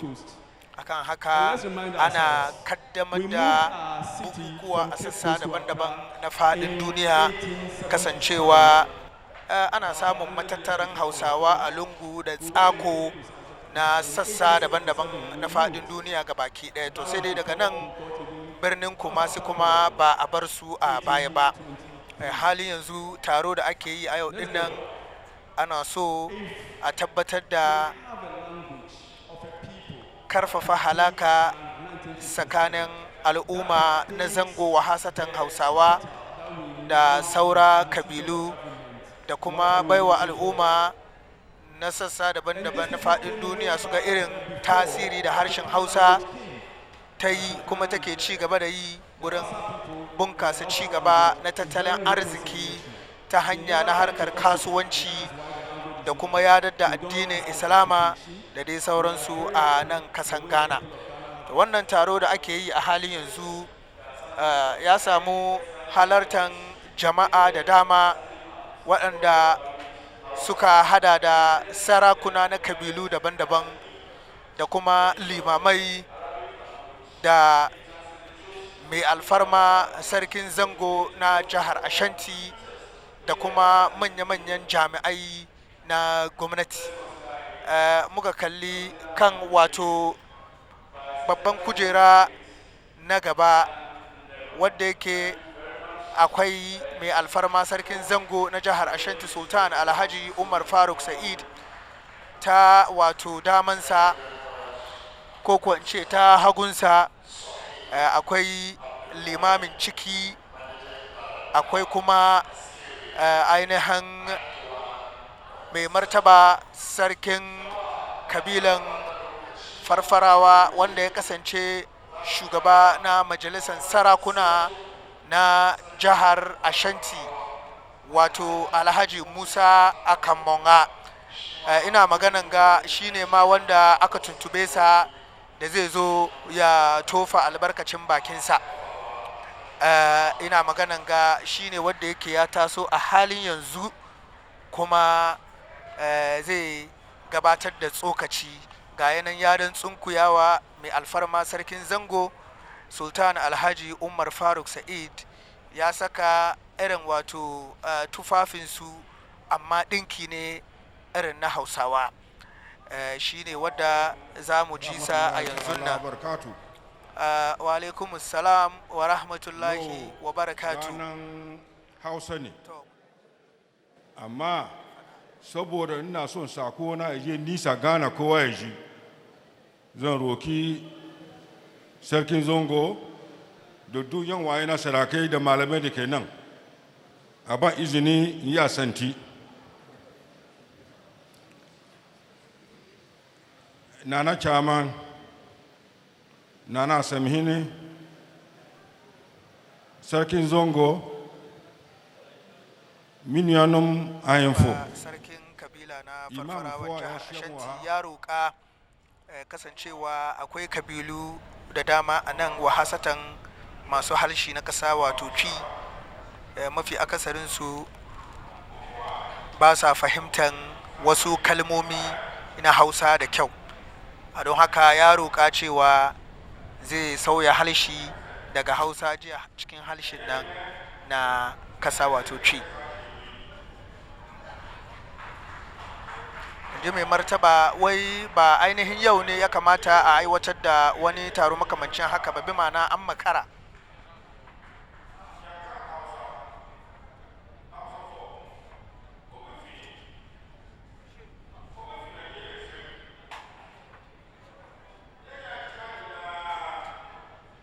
Nipa men yi o ma firmu aya gonja fo. Yayi na aya Nigeria fo. Bayanin da mai martaba sarki yake yi shine waɗanda sun ka tattaro a nan ga duk baki ɗaya banda kabila na Gwanjawa su dukkanin su ga baki ɗaya tushin su ne tarayyar Najeriya.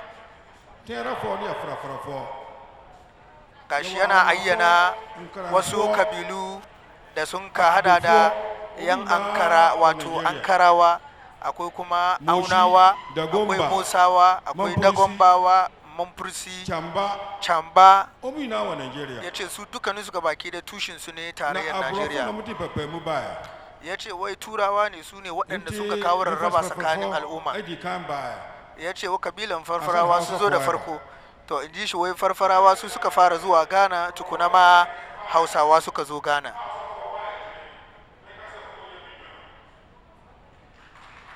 Yana nuni da cewa akwai karfin halaka sosai tsakanin wato Hausawa da kabilan farfarawa, kuma su dukkanin su baki daya zuri'a ɗaya ne. Ya ce an gabatar da tsokaci masu yawan gaske amma kaɗan zai ɗora a kai. Ya ce wai zai yi Hausan soja. Wai in yayi in baka fahimta ba to sai ka kawo zabo.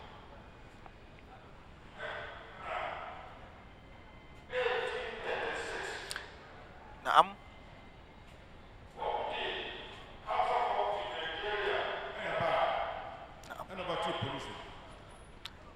Omo bayani abrofo kasa do omo tini papa ana omo ti Ghana kasa biya. Na'am, yana batun yadda aka kafa ainihin dakarun 'yan sanda a nan kasan Ghana. Ya ce shekaru aru-aru da suka gabata aka kafa wato hukumar 'yan sanda a nan kasan Ghana, amma an isa tarayyar Najeriya ne aka je aka doko wasu jami'ai tukuna aka kafa ainihin wannan sashi na tsaro a nan kasan Ghana. Hausa for the Hunuka. No, see left, right, left, right, left, right. Sound left, right, no. Me batoso. mai martaba yana bayanin irin yadda ake sauya halishi na ingilishi a hada shi da hausa kamar yadda ya ce ana wato maci left right she bahaushe ya ce left right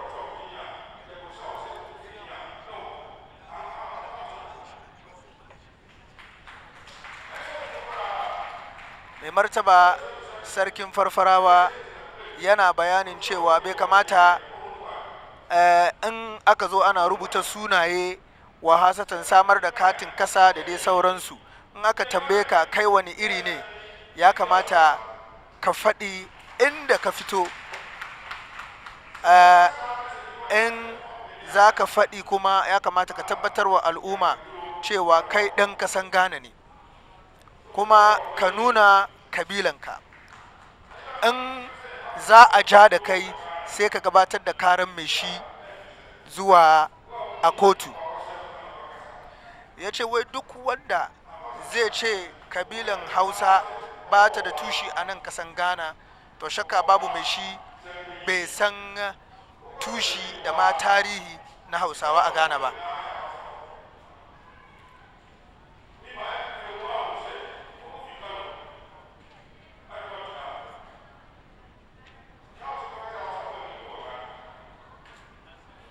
yana dai adawa da ikirarin da wasu ke yi cewar kabila na hausa su zatin kansu ba su da matsuguni tabbataccen matsuguni a nan kasan Ghana a inda yake cewa duk waɗanda suke da wannan fahimta duka baki ɗaya su kawar da shi don saboda hausawa suna da tushi mai girma a nan kasan Ghana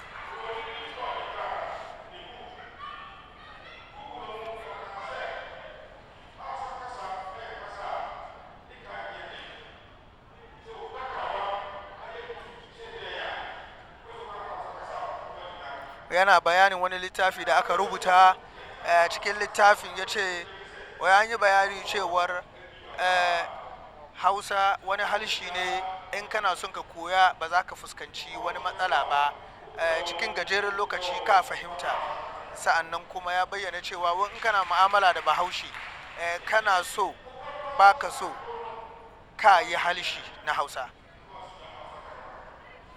ya ce duk wani mu'amalar da za ka yi gaba daya ya kamata kai kokarin ka koyi halshi na hausa ka kara kai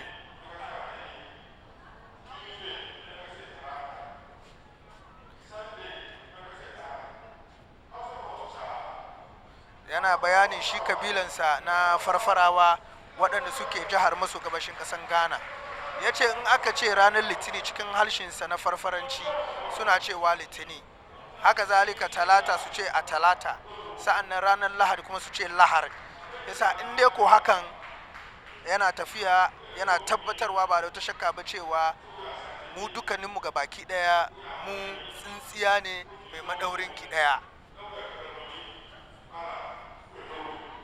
wai in kai asanti ne in kai farfar ne in kai bahaushe ne gaba dai in dai ka kasance nan jihar Ashanti kake to sunanka dan zango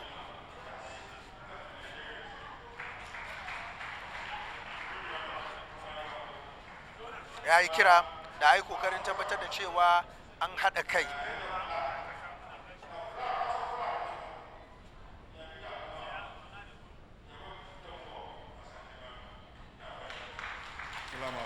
mai martaba ya ce Hausa yana daga cikin wato harsuna da suke da muhimmanci kuma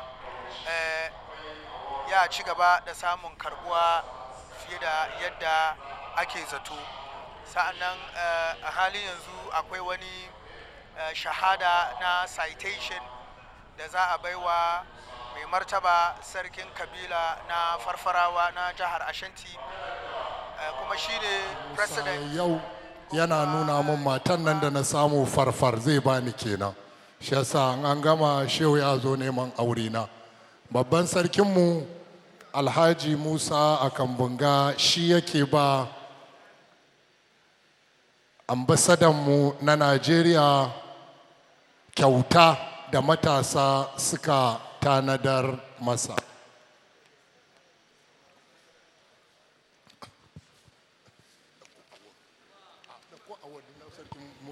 ga wani award a hannuna wanda matasanmu na zangon kumashi na Hausawa suka rubuta, amma a turance naga an rubuta. Bismillahirrahmanirrahim. Citation in honor of Alhaji Ibrahim Abdurrahman, wanda aka fi sani da Sarkin Lema. For many years of dedication and commitment as Sarkin Lema to the Sarkin Zango. For all the years you have spent, for all the sacrifices you have made, for all the dedication you have demonstrated toward the service and development of the Zongo Palace and Zongo community. We say thank you. May Allah reward you greatly. Signed by Muhammad Nuruddin Abubakar Ali, signed by Sultan Umar Faruk Sa'id, Sarkin Zango na Ashanti. Za mu kira babban sarkinmu, Sarkin Yarbawa na Ashanti, shi zai ba Sarkin Lema wannan award.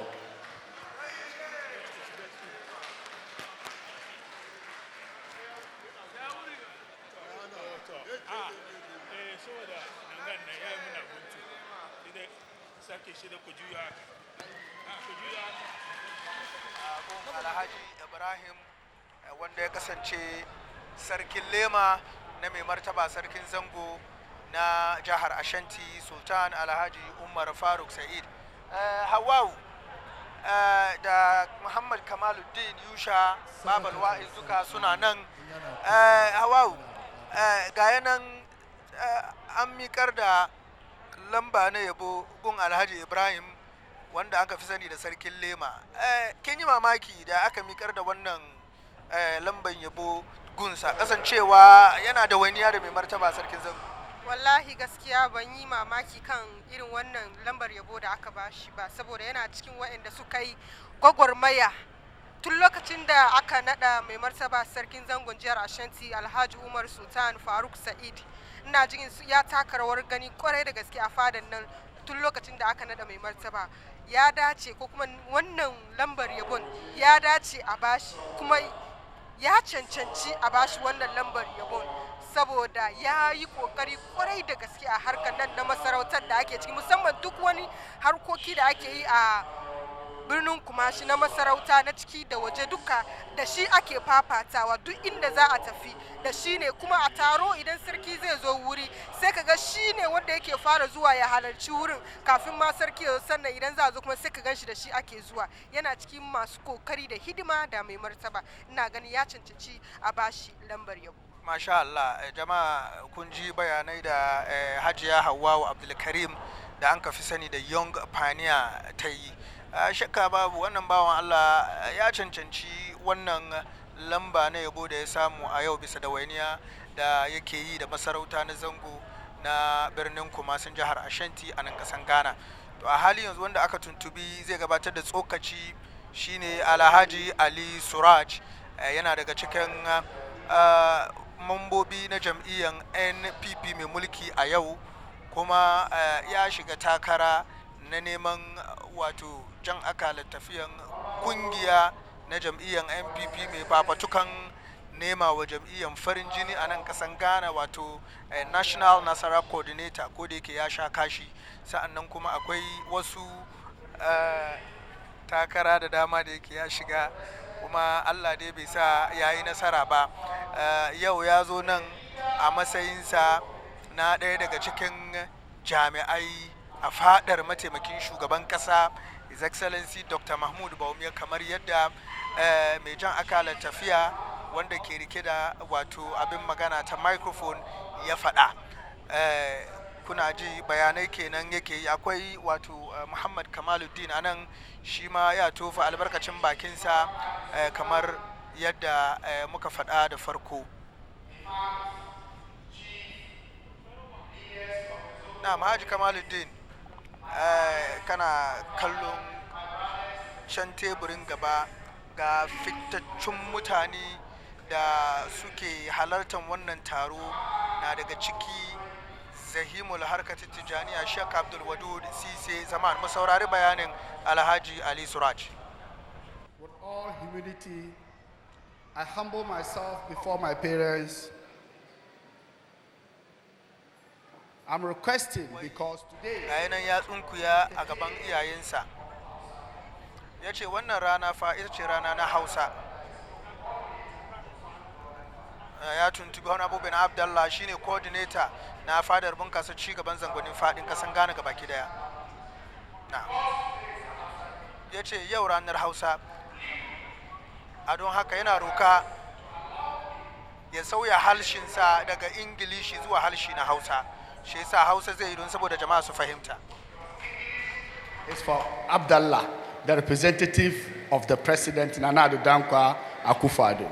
Honorable bin Abdallah shine wadda zai gabatar da tsokaci cikin wannan harshe, amma shi Hausa zai yi. Yenuano, Mecca Hausa, but Mesa Kachi, because you were traditional city, the city of the world, Ashanti region. I'm proud to be an Ashanti boy. I'm also proud to be a Zongo boy. Iyayena topic nan shine ya zamu yi mu taimaka zango of the nation, ci gaban karuwa amfani na kasa. Ba wani abin da zai iya ya bar youth mu ya mu taimaka fashe ladabi da ban girma. So da yawa muna mantuwa da inda muka fito, musamman mu matasa. Masalan mun je taro domin an aje kujera, malami na zaune, kana zaune, ka sa babban riga, ya sa babban riga, sai abin na yi maka kaman ka kai ka sa babban rigan ne. Don Allah matasa, ku bar mu komo baya. Siyasa da muke shiga, ni haka na shiga siyasa ne saboda zango su ci amfani na.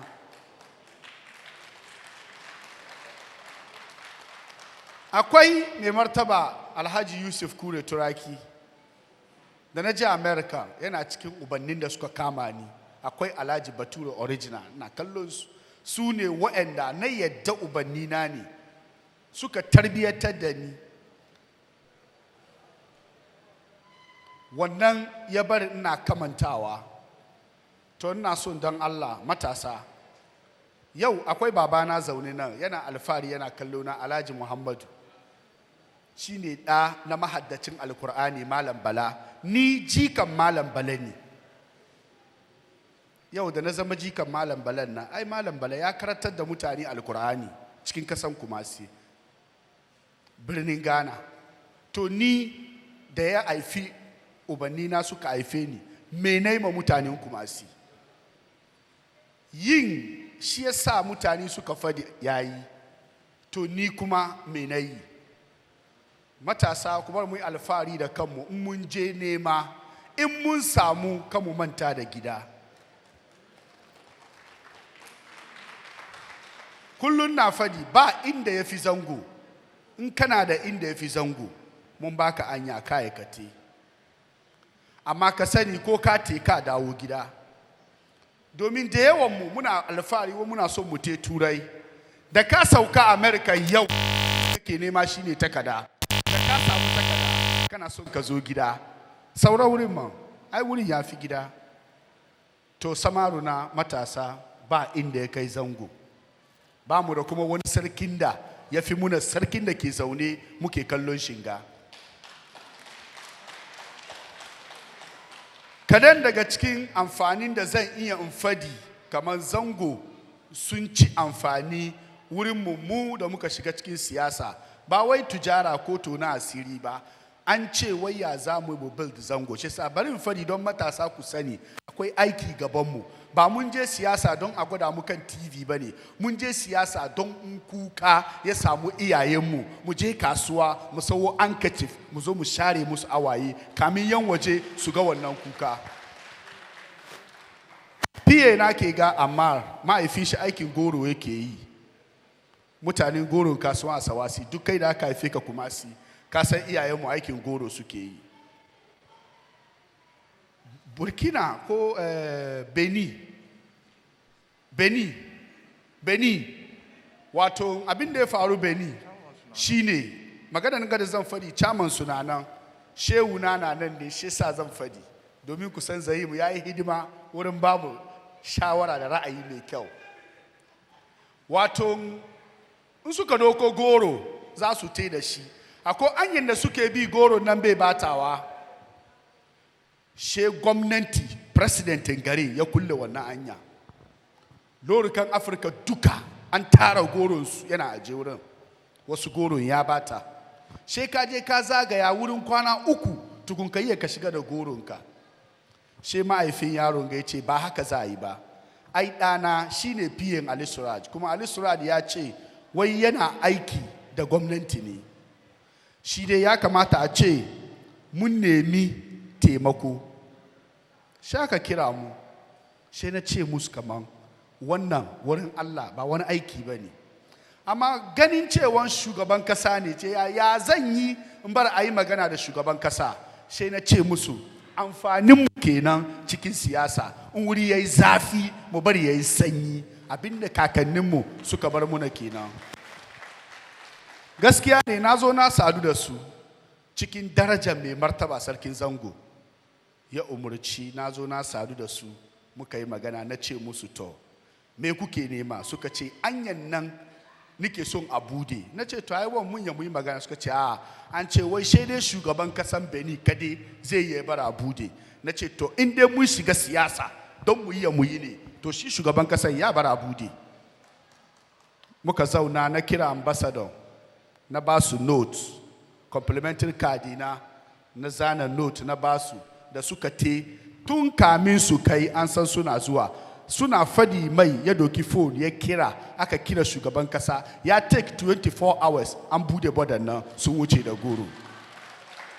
iyaye na nan magana da nake fadi suna kallo na me ya kawo wannan shiga siyasa ya kawo muka samu wanga amfani amma ba mu shiga da fada ba mu shiga da zage-zage ba mun shiga da ladabi da limana da ban girma da neman biyan bukata domin iyayenmu su ci amfanin aihuwan da suka yi muna shi sa matasa for us to build this nation we need to humble ourselves.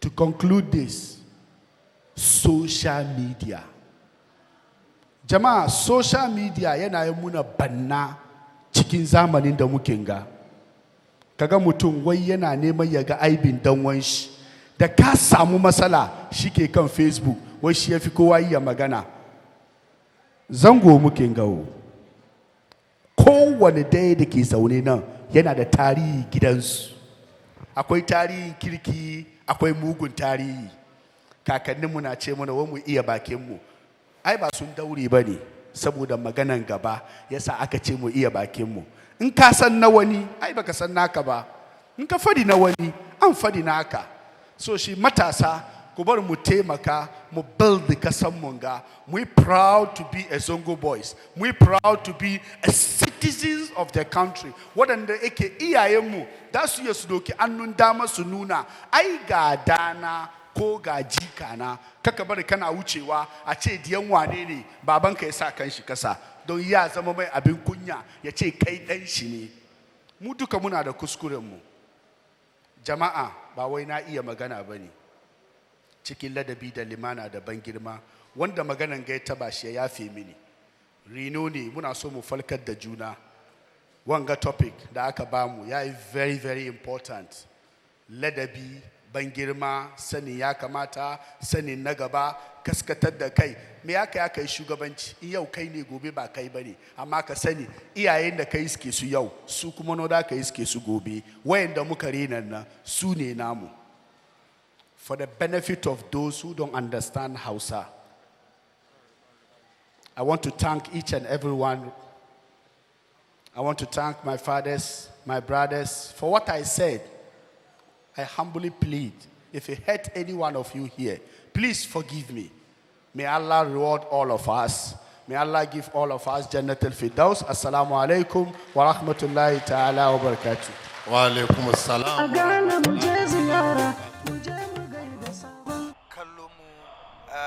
Honorable Alhaji Ali Suraj jami'i ne a fadar mataimakin shugaban ƙasan Ghana Dr. Mahmudu Bawumia, kuma ɗan zango ne kuma bahaushe ne shi.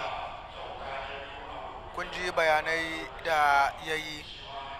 Da zushe na ayyana sunayen wasu manya da suka halarci wannan taro bayan shugaban Tijjaniya a nan ƙasan Ghana, Zahimul Harkatu Tijjaniya Sheikh Abdul Wadud Sise Zaman.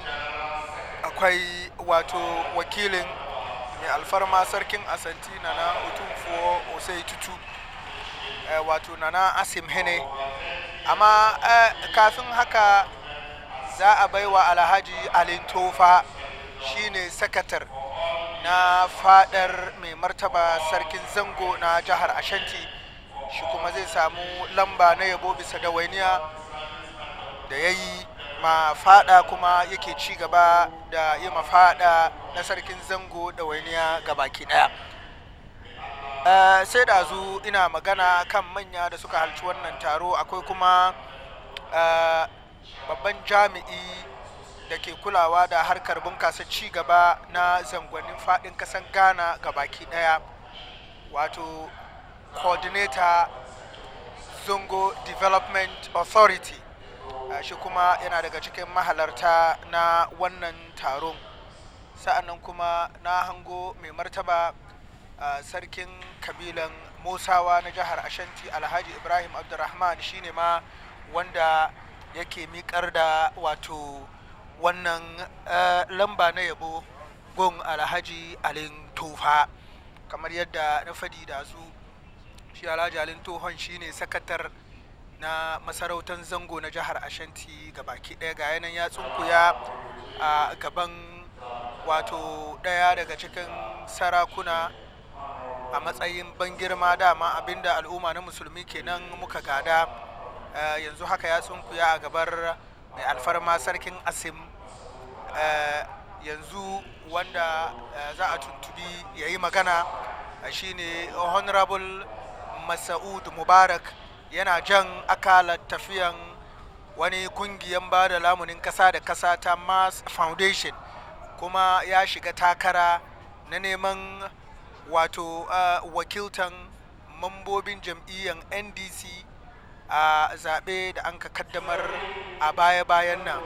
Ko da yake ya sha kashi biyo bayan sun kecere ni da shi tare da Honorable Alhaji Muntaka Mubarak.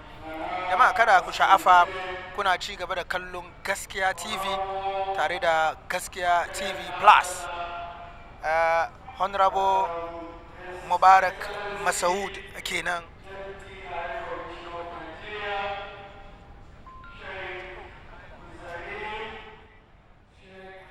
Kamal, respected chiefs, respected imams, parents, ladies and gentlemen, I greet you in the way of Islam. Assalamu alaikum wa rahmatullah ta'ala wa barakatuh.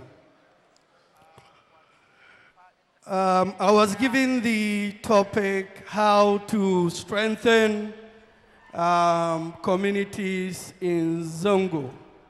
The earlier speakers that spoke did a lot of good by reminding us the history of Hausa and Zongo communities in Ghana.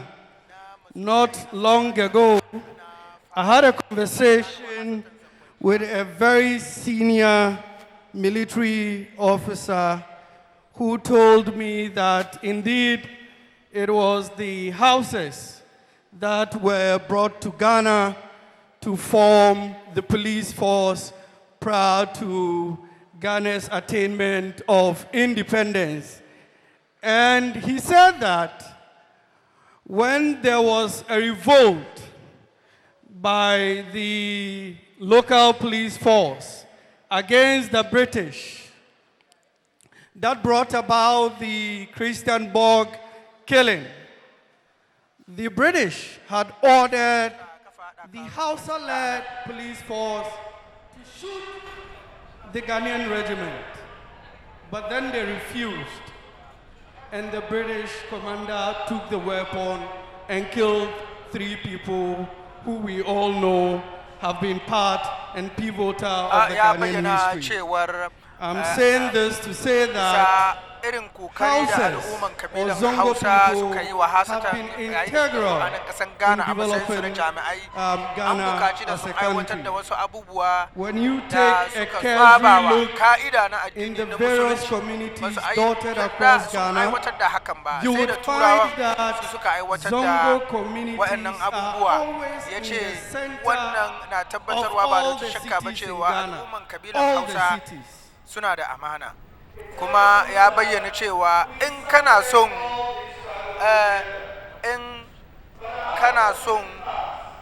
inda zango yake zaka ga cewa yana tsakiya ne na birni.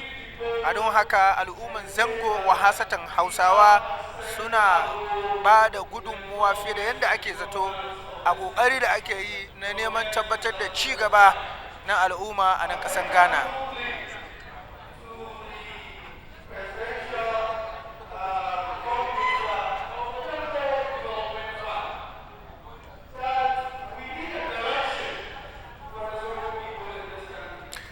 Ya yi kira ga jami'i da ke jan akalar tafiyan sashen bunkasa cigaban zangonnin fadin kasan Ghana, wato Honorable bin Abdullah, inda ya bukaci da ya yi kokari tabbatar da cewa an samar ma al'umma na zango na fadin kasan Ghana wani hanya da za a ringa dutsa domin tabbatar da cewa an ringa samun ci gaba cikin harkoki da ake yi kullu yaumin.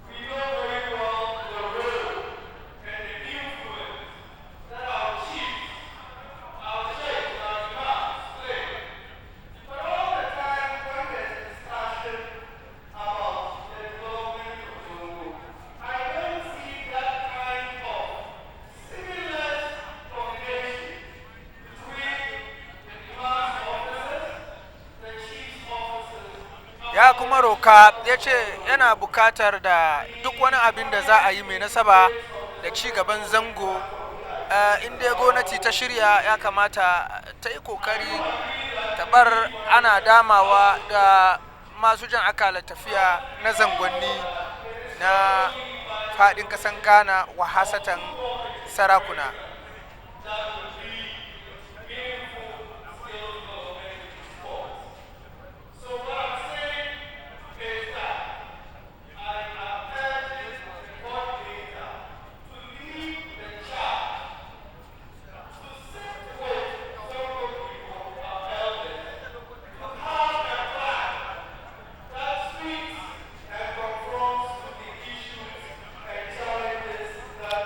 Ya yi kira ga babban jami'i da ke kulawa da harka na zangonin faɗin ƙasan Ghana ga baki dai cewar ba ainihin gine-gine na filayen murzale da kaɗai ne ya kamata mai da hankali a kai ba.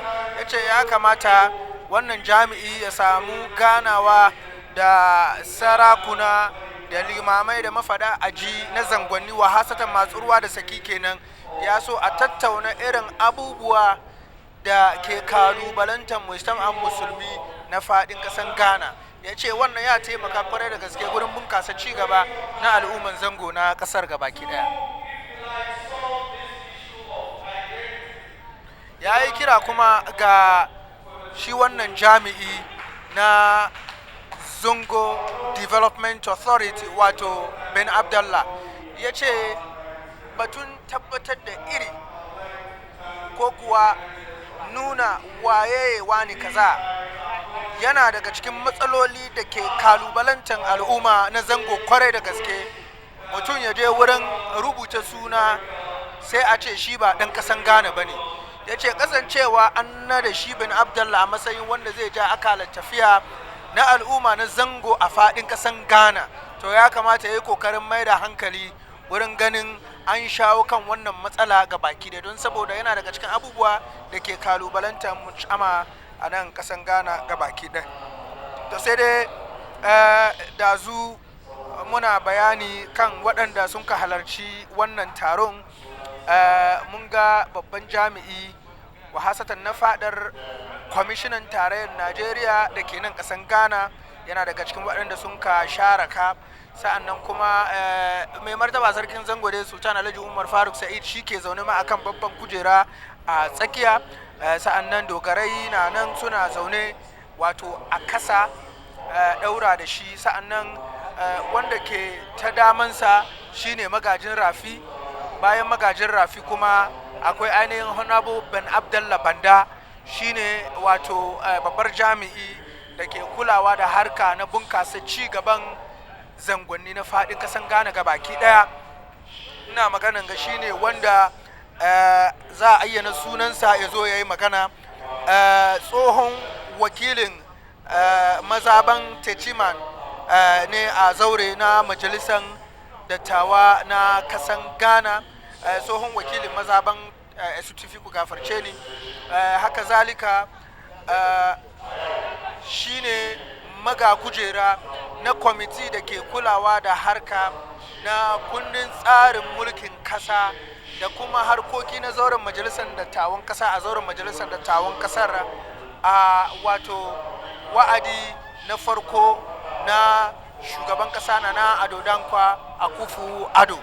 Kuma bayan jam'iyyar NPP ta lashe zaɓe da an ka kaddamar a baya-bayan nan, biyo bayan shi Honorable Ben Abdallah ya sha kashi a zaɓen fitar da gwani, aka tabbatar da shi a matsayin wanda zai ringa jan akalar tafiya na al'umman zango na faɗin ƙasan Ghana gabaki ɗaya.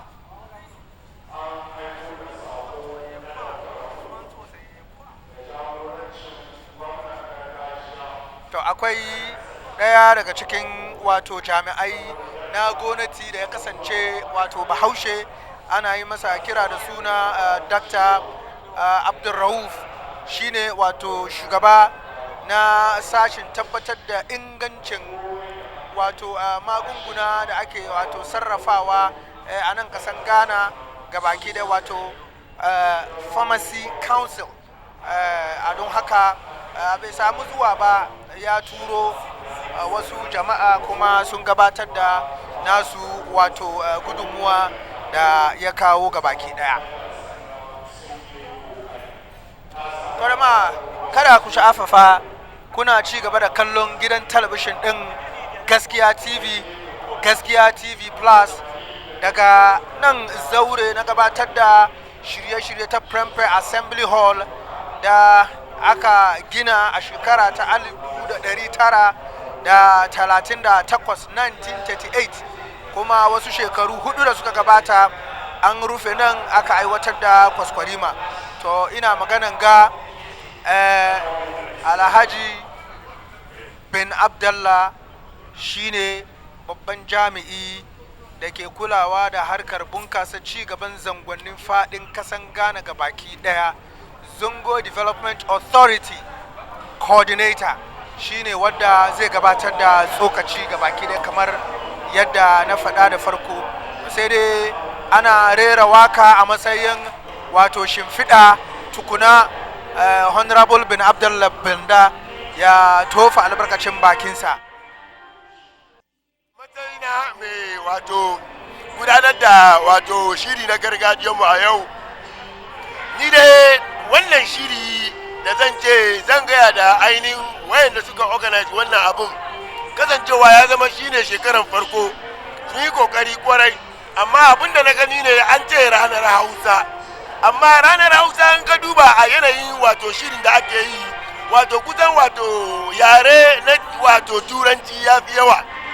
Shi yasa a nan nike gaya da organizers, a nan in Allah ya kai mu sabon shekara su yi kokari ainihin yaren Hausa. Aji Kamaluddin, baka ganin don saboda gayyatan wasu da aka yi ne wurin wannan taro kada su kasance an mai da su tamkar tsaniyan ware. Wato in ka duba ana summarize abu, keynote addressing da ake yi ya kamata a yi wannan yaren cikin Hausa, sai a samu wani don in ka duba layin communication wayanda suka fi yawa nan ga su ya kamata a ce an yada labarin cikin wannan zancen su, amma wannan maganar da ake yi wayanda ya kamata a ce sun ji maganar cikin yaren turanci su kaɗan ne. Na'am, Haji Kamaluddin muna godiya kwarai. Honorable Ben Abdallah Banda kamar yadda na faɗa da farko shine babban jami'i da ke kulawa da harkar zangonnin faɗin ƙasan Ghana gaba. Manufa da ake neman a cimma na kokarin tabbatar da cewa an samar da ci gaba a yunkurin da ake yi na tabbatar da samar da wani hanyar magance matsaloli da ake fuskanta a wannan yanayi na kullum kwanan duniya waɗanda sun ka shafi wato rashin tsafta, ci gaba ta hanya na tattalin arziki, ci gaba ta hanya na samun magance matsaloli wahasatan na cututtuka da dai sauransu. Ya ce al'umma na zango suna da gudunmuwa da za su bayar kwarai da gaske wurin tabbatar da cewa an cimma wannan manufa ta Sustainable Development Goals wanda ake da kyakkyawan zaton kafin dai a kai shekarar 2030 an cimma ire-iren waɗannan manufofi cikin ma har da dumamar yanayi da dai sauransu.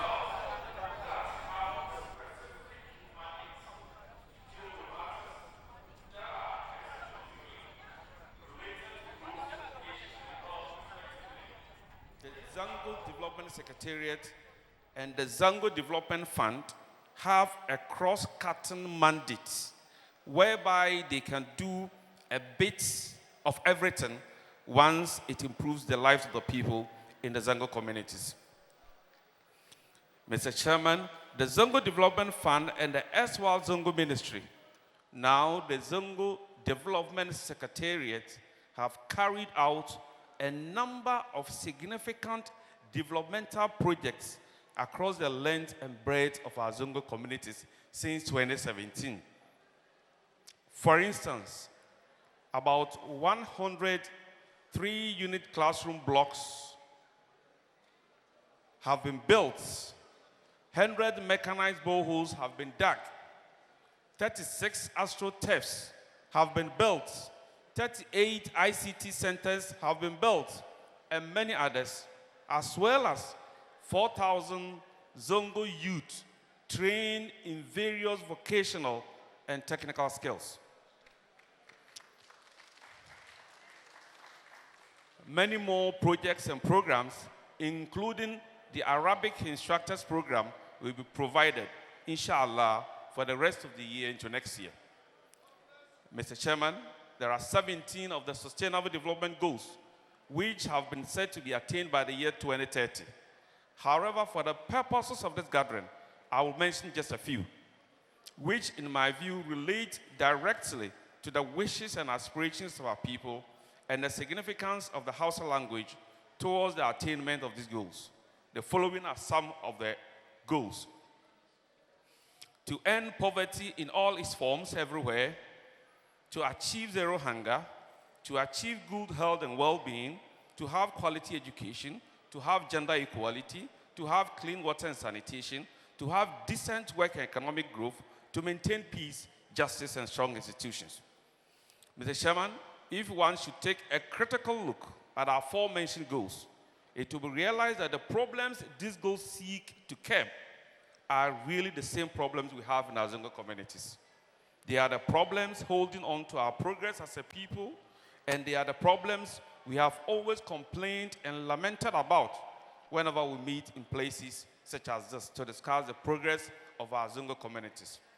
So in my view, if there are any groups of people that must be well informed about the sustainable development goals, then those groups should be from the Zongo communities. Mr. Chairman, but sadly, this is not the case. I can confidently say that only a few of our people are aware of the existence of this global agenda of sustainable development goals that seek to address our challenges. Meanwhile, we form part of the major target population. This clearly shows a defect in the communication strategies of the campaign. Mr. Chairman, Hausa is an important language that can contribute immensely to the attainment of the SDGs. It is an international language. Hausa is an international language spoken in about 32 out of the 54 countries in Africa. It will surprise you to know that about 10 million Sudanese are people of Hausa origin. Hausa is a course of study in many universities across Africa, and some universities in Germany, England, US, Belgium, Netherlands, Poland, Portugal, Russia, etc. Many European researchers learn Hausa so as to be able to conduct their researches in Africa. In fact, there are Europeans who are professors in the Hausa language. That is to say, there are Europeans that have doctors in philosophy degrees in Hausa. The chairman, Hausa as a language has an international media recognition. It was the first African language to be used by the BBC for broadcasts. And this was on the 13th March 1957. It is used for broadcasting purposes 4 times every day. The United States Voice of America started Hausa service in 1979. It is also done here 4 times every day. Germany's Deutsche Welle started speaking Hausa in 1957. It is done 3 times every day. Radio France Internationale started in 2007. Russia Radio Moscow's World Service started in 1961. Radio Sin, that's Radio China International, started using Hausa in 1941. This attests to the fact that Hausa, like French, English, and Arabic, has an international reach, coverage, fame, and popularity. Mr. Chairman, again, the fact that Hausa is the commonest and widely spoken language in our Zongo communities is beyond dispute and doubt. Here in Ghana, Zongos are scattered in almost every town, and about 95% of people living in the Zongo communities, irrespective of their tribes, understand and speak Hausa. In fact, most of our religious activities like the Quranic tafsir, Juma Hutuba, Makaranta, and many others are carried out in the Hausa language. Our imams and Quranic teachers use Hausa to promote peace, law and order, and instill moral values in our teeming youth. Hausa can equally be used to promote national development, national developmental agenda. Hausa is used by chiefs in the Zongo communities to settle disputes. It is also used to educate people. With this international character, Hausa can again be used for commerce, or it is used for commerce or trade, especially in Africa. I'm very hopeful, Mr. Chairman, that through our Hausa-speaking media houses, cultural activities, thereby Islamic sermons, and other religious gatherings, most of our people in the Zongo communities can be educated on the sustainable development goals, how to attain the goals, and the need for us all to collectively work with the rest of the world towards the attainment of the Agenda 2020. Let me say with these few words, I bring everything to a close. I say, Assalamu alaikum wa rahmatullahi ta'ala wa barakatuh.